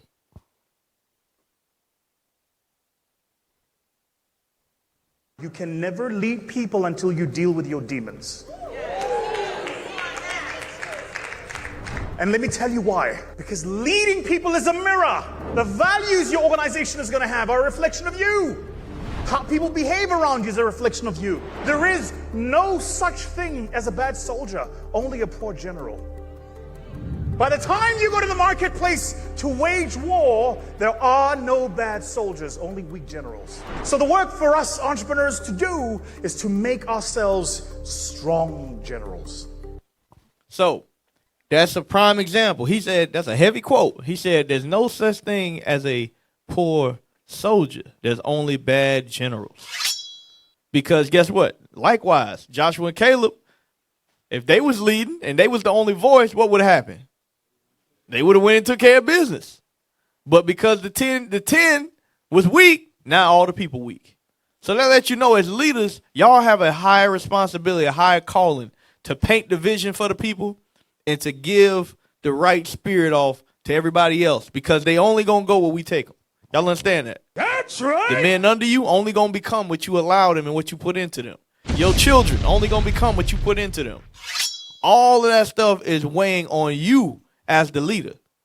That's why it's only right that you invest as much as you can in yourself. It was a book I read. I ain't gonna say it right, but it's a poem, and it talks about how they want to change the world. And it says at one point, I wanted to change the world in my life, and then I got older, and I realized I can't. Then at the next point, I changed my goal. I don't want to change the world. I want to change my country. Then they got older, they realized they couldn't change the country. Then the next point, they realized I can't change the country. I want to change my state. Then they realized that's too big. I don't want to change my state. Then the next point, they said I want to change my city. Then they realized they couldn't do that. They said I don't want to change my city. I want to change my house. And then when I became real wise, I realized if I just change myself, I can impact the world. It all goes back to you. Go ahead. That's Michael Jackson, ain't it? I don't know. I'm starting with the man in the mirror. I don't know where it's from, but it was heavy. And it's true. Yeah. You make yourself who you want to be, and then you can help others. Y'all understand that? But a lot of times we want to go out and help everybody else before we can help ourselves. Don't fall for it. Bishop is able to teach and instruct many because what? He's been working on himself for decades. That's right. For decades. So now when he hears stuff, he can judge, he can give counsel, he can go through the scriptures because he's been working on himself for decades. Y'all understand that? Hey, get us Sirach 14:5. Let's go with that point. Sirach 14, verse 5. Ecclesiastes chapter 14, verse 5. He that is evil to himself, to whom will he be good? Right. So, a lot of us, we want to be helpful. We want to be leaders. We want to be in certain positions and be over people and instruct people and things of that nature. But it starts with yourself. God is telling us if we evil to ourselves, if we're not able to teach and mold ourselves to what we need to be and start to tap into our potential, what can you do for the next person? How much good will you be to the next person in terms of getting them to reach their potential when you ain't tapped into yours? All right, so we gotta start with that man in the mirror. You understand? Numbers 14 and 22. The book of Numbers, chapter 14, verse 22. Mm-hmm. Because all those men which have seen my glory and my miracles, which I did in Egypt and in the wilderness, and have tempted me now these 10 times, have not hearkened to my voice. Surely they will not see the land, which I swear unto their fathers. Neither shall any of them that provoke me see it. Read. But my servant Caleb, because he had another spirit with him, and have followed me fully. He have what? Followed me fully. You see that? That's the difference. He followed fully, meaning he believed. He believed. It's like sometimes y'all got kids. You may tell your kids to do something, and you already know that what you asking them to do don't make sense, or it ain't gonna add up. But you seeing if they believe in what you tell them, and you reward them after they do it. But when they say something back, like, all right, cool, don't worry about it. Oh, why? No, don't worry about it, because I want to see if you're gonna do what I tell you to do. That's what the Most High, like Cap said earlier, he want to see if you're going to do the work. It may not make sense right now. It may not make sense right now, but you know what it is, whatever it is you're supposed to do, you got to do it. And once you do it, you'll be surprised. You will be surprised where you end up at and what things happen and what things change to allow things to happen. That's like Bishop could not tell the story about when he not quit his job, but when he told his boss he can't work on Saturdays. And then he said, well, I'll work on Sunday. He said, well, if you work on Sunday, then you get triple overtime. Like, oh, well, I will take that. But if he didn't have faith enough to tell him that he ain't going to work on the Sabbath, that wouldn't have happened.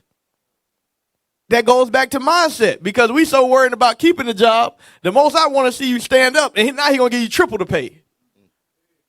Because you're willing to stand up for the laws of the Most High. Yeah. Y'all understand that?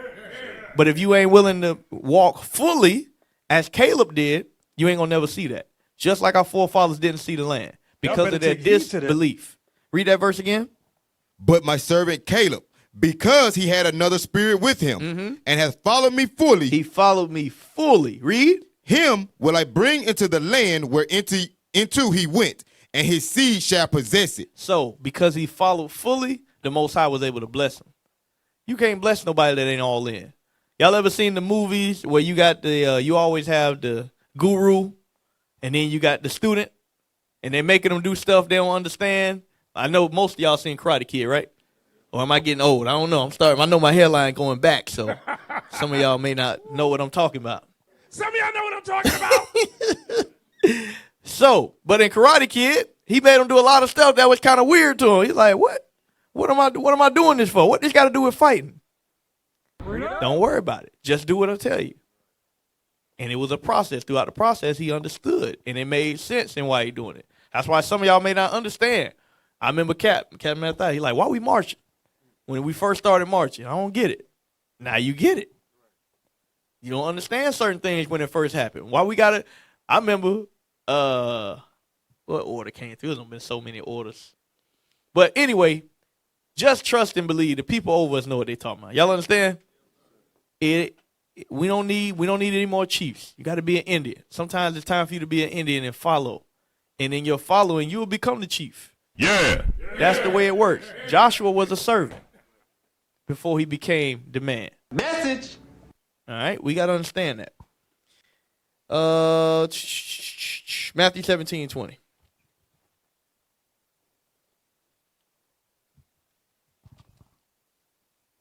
The book of Matthew, chapter 17, verse 20. And Jesus said unto them, because of your unbelief, for verily I say unto you, if ye have faith as a grain of mustard seed, ye shall say unto this mountain, remove hence to yonder place, and it shall remove, and nothing shall be impossible unto you. Howbeit, this kind goeth not out. So, read that last part again, the last verse. Remove hence to yonder place, and it shall remove, and nothing shall be impossible unto you. So, a lot of us don't have that faith. A lot of us don't have that faith. It says nothing shall be impossible to you. But we don't tap into that. If all of us truly tapped into that, and we truly believe that, exactly what it say, nothing will be impossible unto us.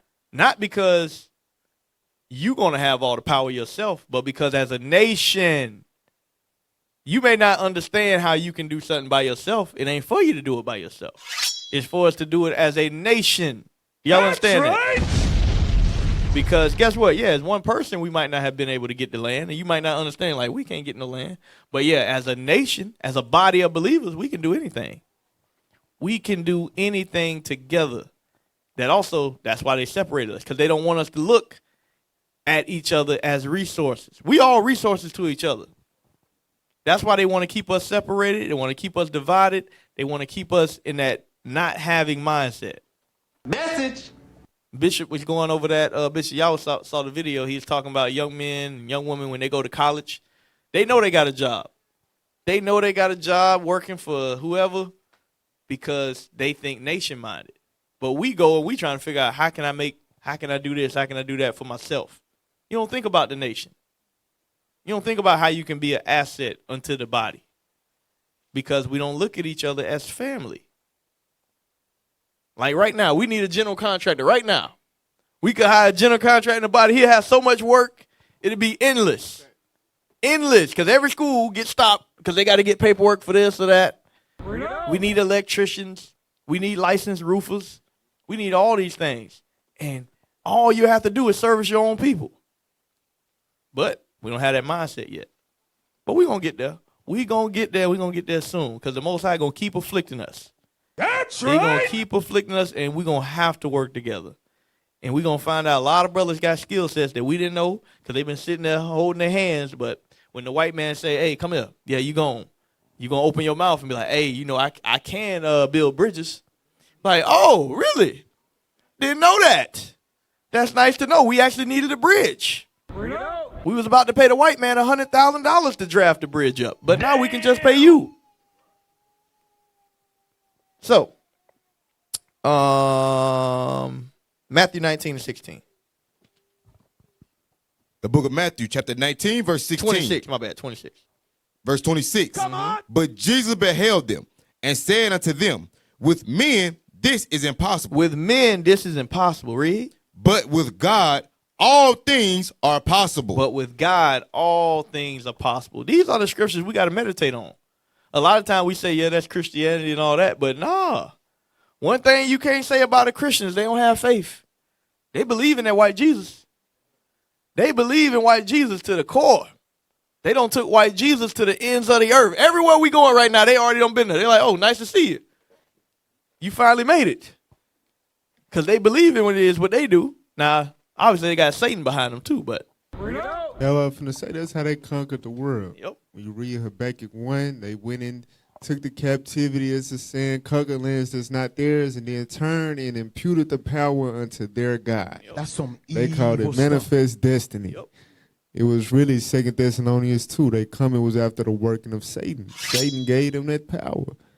All right? They work in full-fledged faith of Satan. For real. That's how everywhere you go, you see they big towers and skyscrapers and infrastructure and all of that. They believe in their God. And that's how they move. Message. 100%.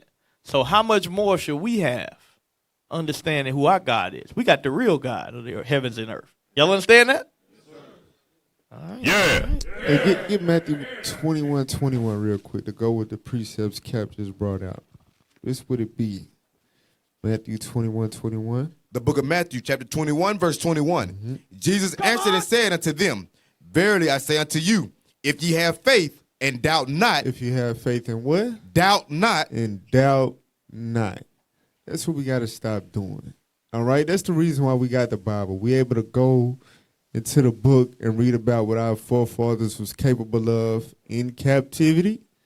You understand what they was able to do and accomplished against adversity, right? And also, even our ancestors that was enslaved. Message. Our ancestors that came out of slavery and built cities and towns and the Black Wall Streets and Rosewoods and things of that nature. Our forefathers did all of that from long ago all the way to a couple generations ago. All right? So we got to have faith and doubt not. Stop down yourself. I know a lot of us grew up with, just drunkards in the family. A lot of our male figures was non-existent. But we in the truth now, y'all. We got the scriptures. We got men of God that's around us, that's telling us, showing us what we capable of. Let's get out of that doubtful mindset. That's right. He said that we have faith and doubt not. Read. Ye shall not only do this, which is done to the fig tree. Read. But also if ye shall say unto this mountain, be thou removed, and be thou cast into the sea, it shall be done. Right. So we got power to root out and destroy, and we got power to plant and to build if we have faith and doubt not. You understand that?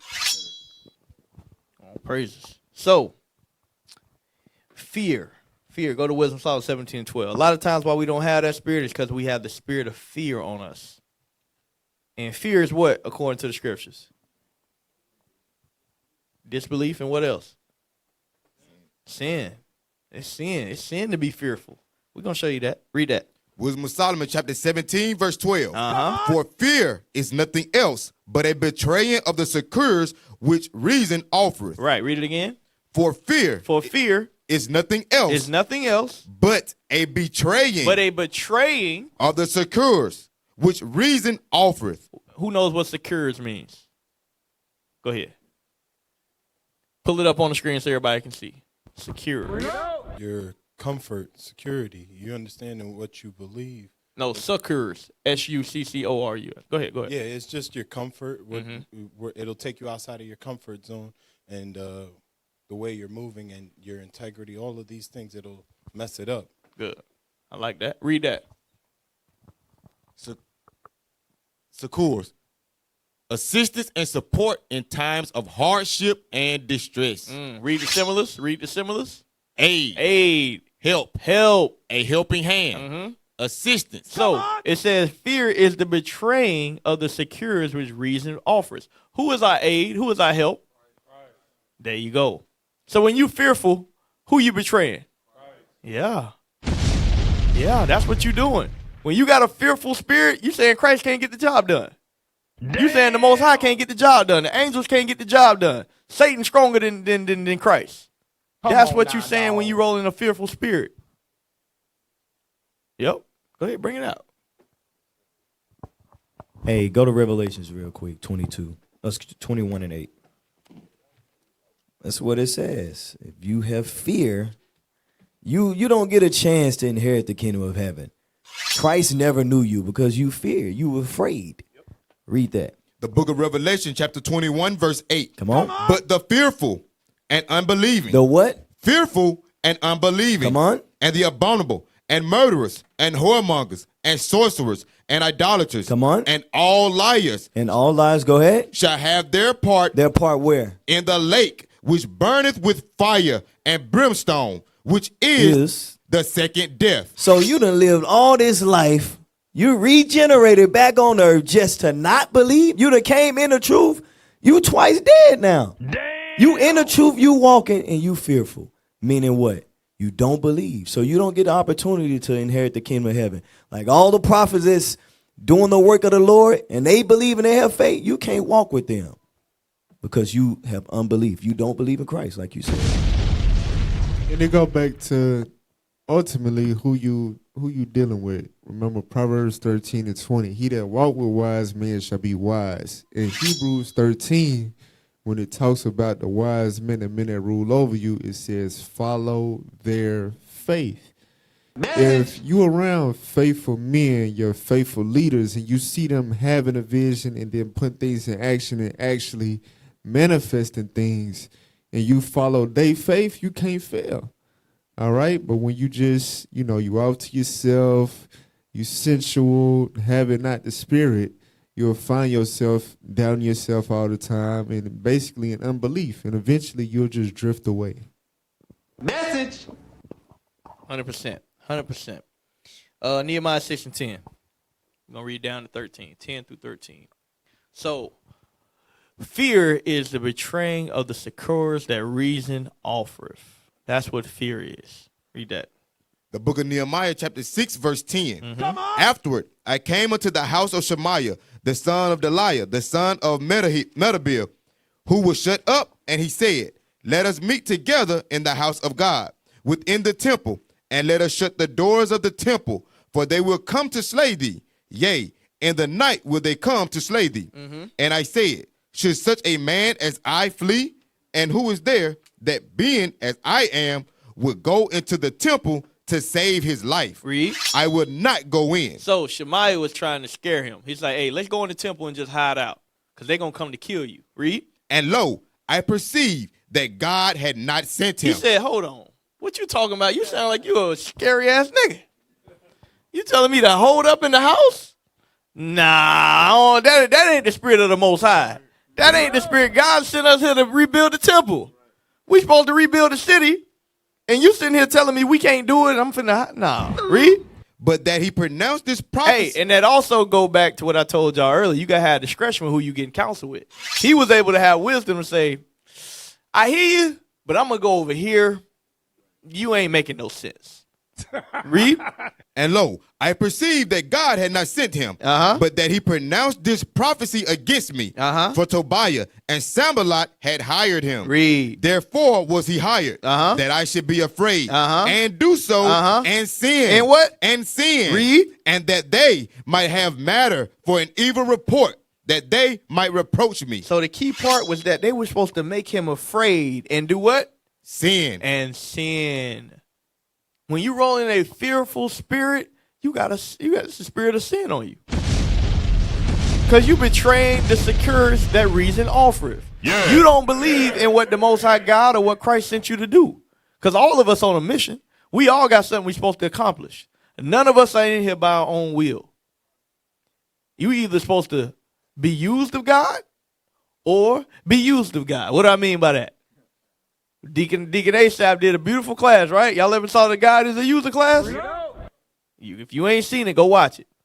You either gonna be an example of what to do or an example of what not to do. That's your two options. And if you going against what you're supposed to do, guess what? You an example of what not to do. That's simple.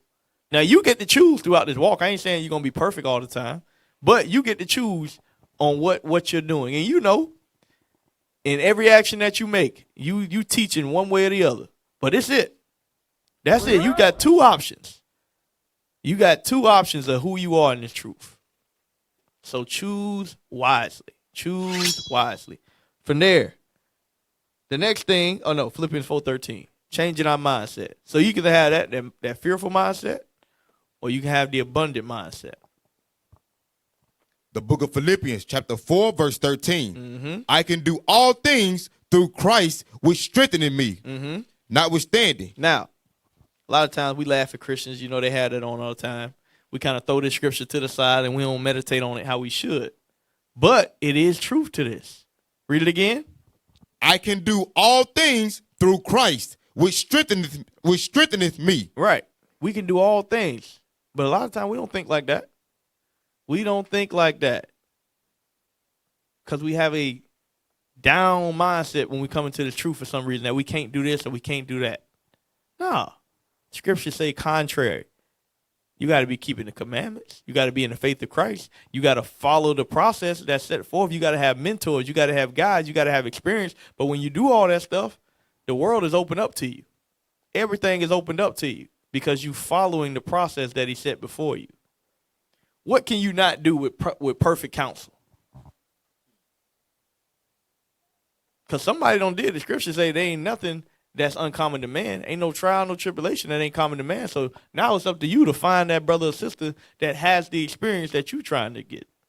And now you take that experience with your skill set and your talents and you do whatever it is that you're trying to do. Go ahead, Cap. Yeah, get that real quick. Sirach 22. Sirach 22, verse 16.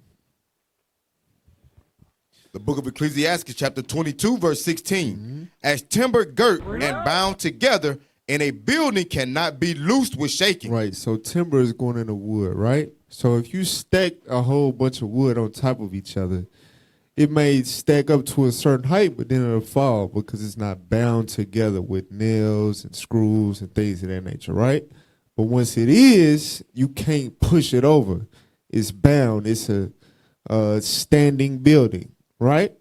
Go ahead. So the heart that is established by advised counsel shall fear at no time. Y'all see that? Y'all see what eliminates the fear that stops us from doing things that we want to do? It's our heart being established by advised counsel. That's what Cap was talking about. It give you that confidence to be able to move forward with things and accomplish things. Once you got that heart established by advised counsel, somebody that did it and was successful, is when you doing it, you know it's gonna be done. That's how you moving. And that's in the Bible. That's how God told us to move. Now, if like the timber and girt, like I said, if it ain't bound together, it is liable to fall over. It is liable to fall to the wayside. And that's what be happening with a lot of our ideas and plans that ain't established by a wise counsel. So it behoove us to do the contrary. Get that advised counsel. Deal with the wise, experienced men, and that'll give us the confidence we need to get things done. All right? That's right. So the next step of being a man is being accountable. A man is accountable. A man is accountable. When you dealing with a man, when something goes wrong, they can say, "Yeah, that was my fault." When you're dealing with a boy, what do? I got 4 boys, all kids. What happened when I asked them who did this? What they do? Point the finger. Every Wells. They ain't even home. What? No, that's what boys do. That's what boys do. But men take responsibility for their actions. Sirach 2. Well, first let's get Isaiah. Isaiah, what is 50 what? 58 and 9. Men take responsibility for their actions. The book of Isaiah, chapter 58 and verse 9. Then shalt thou call, and the Lord shall answer. Thou shalt cry, and he shall say, Here I am. If thou take away from the midst of thee the yoke, the putting forth of the finger. The what? The putting forth of the finger. The putting forth of the finger. Being a man is taking responsibility for everything. Every time I want to get mad at my wife, the first thing I do, I say, well, what could I have done? Because she ain't nothing but a reflection of me. So what am I doing for her to behave in this way? And sometimes I say, I ain't do a damn thing. And it is what it is. But you be like, all right, cool, whatever. I let it slide. Yeah. But as men, you got to take accountability and understand it may not be your fault, but it is your responsibility. That's being a man. That's being a man. That's being a leader. Like, I know this brother didn't do what the hell I told him, and now it's making us look crazy, but at the end of the day, he under my watch, is my fault. I get that all the time. Y'all know I don't make the thumbnails, but I'm over the thumbnail team, right? Y'all ever hear Bishop say, "OC, what a thumbnail? Why the thumbnail look like that?" Do I ever type in the group, Cap, hey, nah, that's soldier such and such fault? No, I take the responsibility. It is what it is. I didn't make the thumbnail. I didn't spell his name wrong, but it is what it is. He on my team. It's my responsibility. Y'all understand that? Likewise, in everything else that we do, it falls under your responsibility. If it's under you, it is what it is. That's being a man. You're not trying to point the fingers. Because guess what? Likewise, when things go good, who get the praise? Right. So you got to take the good with the bad. You got to take the good with the bad. And being a man, you understand that. But a lot of times, children, they don't understand that. So read that Sirach 2 and 1. The book of Ecclesiastes, chapter 2, verse 1. My son, if thou come to serve the Lord, prepare thy soul for temptation. Right. And there's truth. You got to prepare your soul for temptation. You got to be accountable for yourself as you go through this walk. Read. Set thy heart aright and constantly endure. You got to endure. Being a man is enduring. Like the brother said in the video, you got to understand you're going to go through some hard stuff. And you got to be able to endure it. Read. And make not haste in time of trouble. Boys leave when things get hard. Men stick through thick and thin. Read. Cleave unto him and depart not away, that thou mayest be increased at thy last end. Read. Whatsoever is brought upon thee, take cheerfully, and be patient when thou art changed to a low estate. Read. For gold is tried in the fire, and acceptable men in the furnace of adversity. You see that? That's where a man is made at. You ain't a man until you go through adversity. Yeah. You ain't a man till you went through a miscarriage with your wife. You ain't a man till you don't been laid off on the job. You ain't a man till you been written up, till you been put down, till you don't been demoted. That's when you find out what you made out of. That's where you find out if you a real man or not. Are you going to flee and run, or you going to take whatever it is and keep it moving? When you get written up and you ain't do nothing wrong, you going to take the low, Or you gonna blow up and blame everybody else and leave and run and nah. See what type of man you is now when things ain't all going your way. Read that verse again. Verse 5. For gold is tried in the fire, and acceptable men in the furnace of adversity. In the furnace of adversity. From there, go to 2 Timothy 2 and 3. Almost done. I got to hurry up these last few scriptures. I didn't know it's going to take this long. Fire! 2 Timothy chapter 2 and verse 3. Come on! Thou therefore endure hardness as a good soldier of Jesus Christ. No man that warreth entangleth himself with the affairs of this life. As a man, you got to be focused on your task. You got to be focused on your task. You ain't distracted. I'm going to go over this tomorrow, Lord's will, on the radio show. But another coach lost his job because he in the midst of adultery with a worker. Make $10 million a year. He got 100 workers under him. And because he lost focus on the job, now he's out of the job. He about to be arrested. All this stuff going on, all because he don't have discipline as a man. Because he didn't discipline himself in the word of God. Because he don't have the word of God. The world is still, all that world is like, all these people that we see, all these leaders, they talking, all that's good, but they all fake. They ain't keeping the commandments. They can give you wisdom, but only the prophets can take it and really extract what it's really saying. Because we actually do everything that we talking about. That's Go ahead, right. Cap. I was just going to say that why the scripture said if you give your soul the desires that please her, you're going to become a laughing stock to your enemies that malign thee. They waiting on your downfall. That's why we got to stay locked in, brother. Stay locked in. And as a man, you got to understand that. You got to understand that as a man, that the vices in Orlando, in our quarterly meeting, we go over it every time. The two things as a man that'll get you fired on your job is woman and what? Money. Woman and money, the two things that'll get you fired quick. Likewise in this truth, money and woman. Same two things. Message. Those are the most powerful things on the earth as a leader. Because when you're a leader, you have access to woman, you have access to money as a leader. And if you don't handle those two things right, you won't be around too long. So I always stress to the brothers there, you got to walk circumspect in those two areas, especially in all areas, but especially those two areas. Y'all understand that? And we see countless stuff. We go through the Bible for years, for days going through women. That's easy. Same thing with money. What was Judas' spirit? He was covetous. He was covetous. A lot of other people throughout the scriptures, covetous. They had that same spirit, that greed. But you got to endure hardness as a good soldier. You got to stay locked in. You got to stay focused. Does everybody understand that? The last thing about being a man is you have to be a servant. A real man is a servant. You are here to serve. I think about my father. My father, we had 4 kids. He had four kids, the 4 boys. And my father ain't never asked us for nothing. Nothing. You can't buy him nothing because he already worked and bought everything he wanted.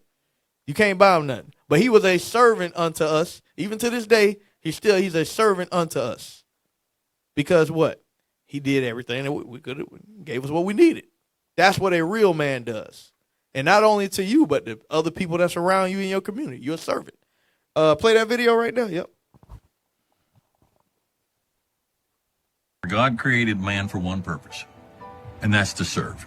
Yeah. That's to serve. Men today are looking to be served. They're looking for a mother. Okay? They're looking for a girlfriend who's going to look up at them and bat her eyes. Yes. Who's going to look a certain way so they get, as they walk around, the guys are like, man, you got a good one. Right. They're courting, not courting, but their Right. dating practice is all about what can I get. Right. And girls aren't looking for that. Right. And so court a young lady, it's all about getting out of your car, walking up to the door, speaking to her father with respect, and then treating her like a lady and taking her out and listening to her when she talks. Yes. Okay? Men have lost their purpose of service. We're here to serve. We are here to provide. We are here to protect. We are here to teach. We are here to lead. That's what we're here for. We're not here for ourselves. So, I know that sound weird to a lot of y'all. You like, because he said serve and lead in the same sentence. Remember I told y'all that earlier, right? Your serving to your family is not the same way your wife is serving unto you. It's two different things. The way your wife serves unto you is different than how you serve. You serve a different purpose. Y'all understand that? Yeah. But as a man, you get that. Woman, y'all got to understand that. As a man, your job is to serve everybody around you. When leadership travel, our job is to serve. That's why Deacon Lava, the elders, they stay up 2, 3 o'clock in the morning answering questions all night, because their job are servants unto the people. They ain't there for themselves. I didn't come here because I wanted to come to Little Rock, Arkansas. I live in Orlando, Florida. I could be going to Disney World tomorrow. But I'm here for the people. I'm here for y'all. Y'all understand that? That's why all the captains that's traveling all over the world, the 188 missions, we are there to serve the people. Y'all understand that? That's got to be your mindset, because that was Christ's mindset. Go to Matthew 20. Let's go. The book of Matthew, chapter 20, verse 26. Uh-huh. But it shall not be. No. Start at verse 18. Verse 18. Behold, we go up to Jerusalem, and the Son of Man shall be betrayed unto the chief priests and unto the scribes, and they shall condemn him to death. So Christ is letting them know what's about to happen to him. Right? He said, hey, I'm going to go up. I'm going to be betrayed. They're going to put me to death. Jump down to verse 20. Verse 20. Then came to him the mother of Zebedee's children. Right after he said that, the mother of Zebedee's children come up to him. It's like, oh, he finna die? You finna die, Christ? Hey, can I talk to you? Read. With her sons. With her sons. She come with her sons. Man, that black woman show up. Her 2 sons. Christ just got done talking. Worshiping him. And desiring a certain thing of him. Hey, I just got one thing I need to ask you. Read. And he said unto her, what wilt thou? She said unto him, grant that these my 2 sons may sit, the one on thy right hand and the other on the left in thy kingdom. So, did she come with a servant mindset? No. She said, oh, you finna die? Hold on. Where y'all at? Come over here. Look, I got 2 sons. When you dead, can they be with you? What? That's the mindset of a lot of people. They ain't there for the right reasons. Boy, ain't no way, boy. Captain Kim, you brought that out. I said, damn, that's some wicked ass stuff. But it shows she did believe, though. She believed that he was the Son of God. She believed, but it was the wrong mindset. Message. Keep reading. But Jesus answered and said, ye know not what ye ask. Right. Christ cut her. He said, hey, you don't even know what you asking. Read. Are ye able to drink of the cup that I shall drink of? And to be baptized with the baptism that I am baptized with? Read. They say unto him, we are able. And he said unto them, ye shall drink indeed of my cup, and be baptized with the baptism that I am baptized with. But to sit on my right hand and on my left, it is not mine to give, but it shall be given to them for whom it is prepared of my Father. Right. This is another cut to the Trinity. Read. And when the 10 heard it, they were moved with indignation against the 2 brethren.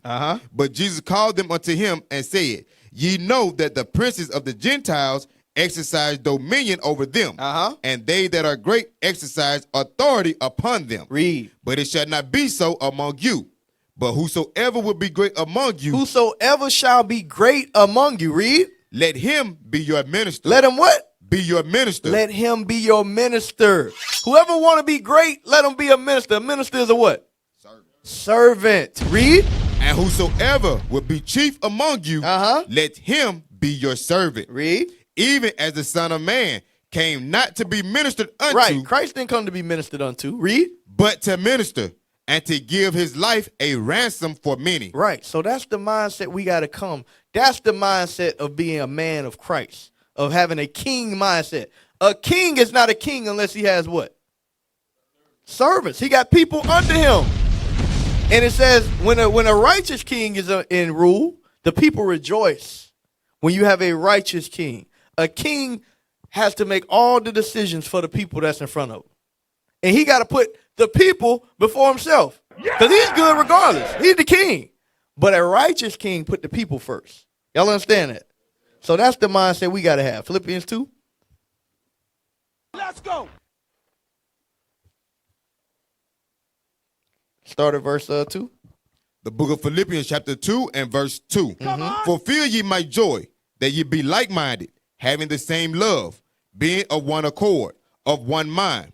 Let nothing be done through strife or vainglory, but in lowliness of mind, let each esteem other better than themselves. Look not every man on his own things, but every man also on the things of others. But every man also on the things of others. Read. Let this mind be in you, which was also in Christ Jesus, who, being in the form of God, thought it not robbery to be equal with God, but made himself of no reputation, and took upon him the form of a servant. Right. He took upon him what? The form of a servant. The form of a servant. Christ had all power, all wisdom, all authority. And he became a servant to the people. I think about this all the time. Bishop been teaching a long time, and he sit there and he take the time to answer our questions and deal with us, some of the captains. And it's like, he ain't got to do that. He really don't have to do that. He could just sit, talk to the deacons, bishops, and mind his business and make the deacons. But he deal with us. He get his hands dirty because he's a servant. He's a great example of being a servant to all of us. What verse you at? Verse 7. Read. But made himself of no reputation, and took upon him the form of a servant, and was made in the likeness of men. And being found in fashion as a man, he humbled himself. He did what? Humbled himself. He humbled himself. So if the Son of Man can humble himself, how much more us as being a man and understanding our role and our position? So before you try to yell and scream and tell your wife this or that, humble yourself. And just be thankful that you're in that situation. At the end of the day, what do all of us deserve? Death. We all deserve death. So the next time before you want to go crazy on somebody, I always be like, damn, nah, I'm supposed to be dead. End of the day. So they ain't too bad. They ain't too bad. Y'all got that video? Play that video. One of my mentors said something to me. If you can't bear a false opinion about you by a person you are legitimately trying to help, you're not ready to lead. He said leadership, the cost of leadership is being misunderstood by the people you're trying to help. The cost of leadership is to be maligned, misunderstood, misquoted, attacked in your moment. And then suddenly when you're not there, absent of your hand over things, people go, actually, that guy, they kind of had the right template.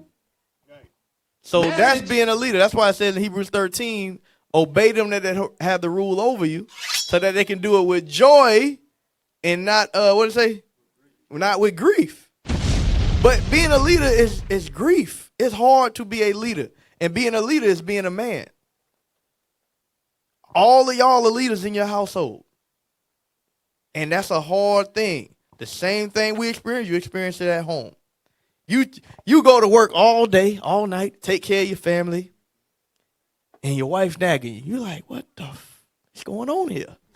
Am I in a twilight zone? But that's part of being a leader. And you being a leader, you understand that. And you do it with a smile on your face. You're like, yeah. It's all good. This is part of it. And you call your fellow officers, you call your fellow captains, and y'all vent and you keep it moving. You ain't got to blow up on them or nothing. Hey, all right, whatever. She don't know what's going on. That's good. One day she'll learn. Like what it says. It said, when you absent, when you gone, oh man, he was doing a lot. Oh yeah.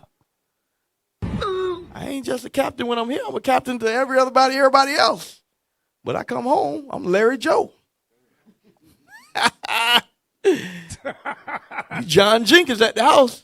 But you, my Lord, when you at the school, damn, you like, what's going on? Did something fall? What is going on here? Don't get it. Right. But all praise, y'all. That's my class. Yeah! All right, all praise. Shalom, Israel. This is Bishop Nathaniel. I want you to know that you can view all our Sabbath classes live on IUIC TV. That's right, I said on IUIC TV. Download the app today. Shalom. Across the earth, the prophets move. From city streets to distant lands, the message is the same. Israel must rise. Through every quest, every journey, the truth spreads. No border can contain it. No distance can silence it. Our nation lives in every moment. In joy, we celebrate marriages. In sorrow, we honor our dead. On the Sabbath, we gather as one. Families rejoicing together, bound by the commandments of God. Yet are we tried? From the stones in Kenya to the hatred in Montana, we endure as a soldier of the Lord. And still, the mission expands. On the airwaves, on the screens, in every nation under heaven, Israel's voice is heard.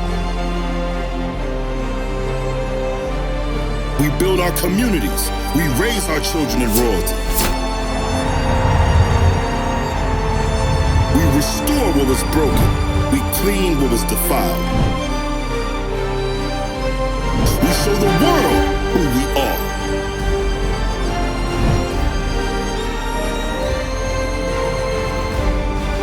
This is Israel united in Christ.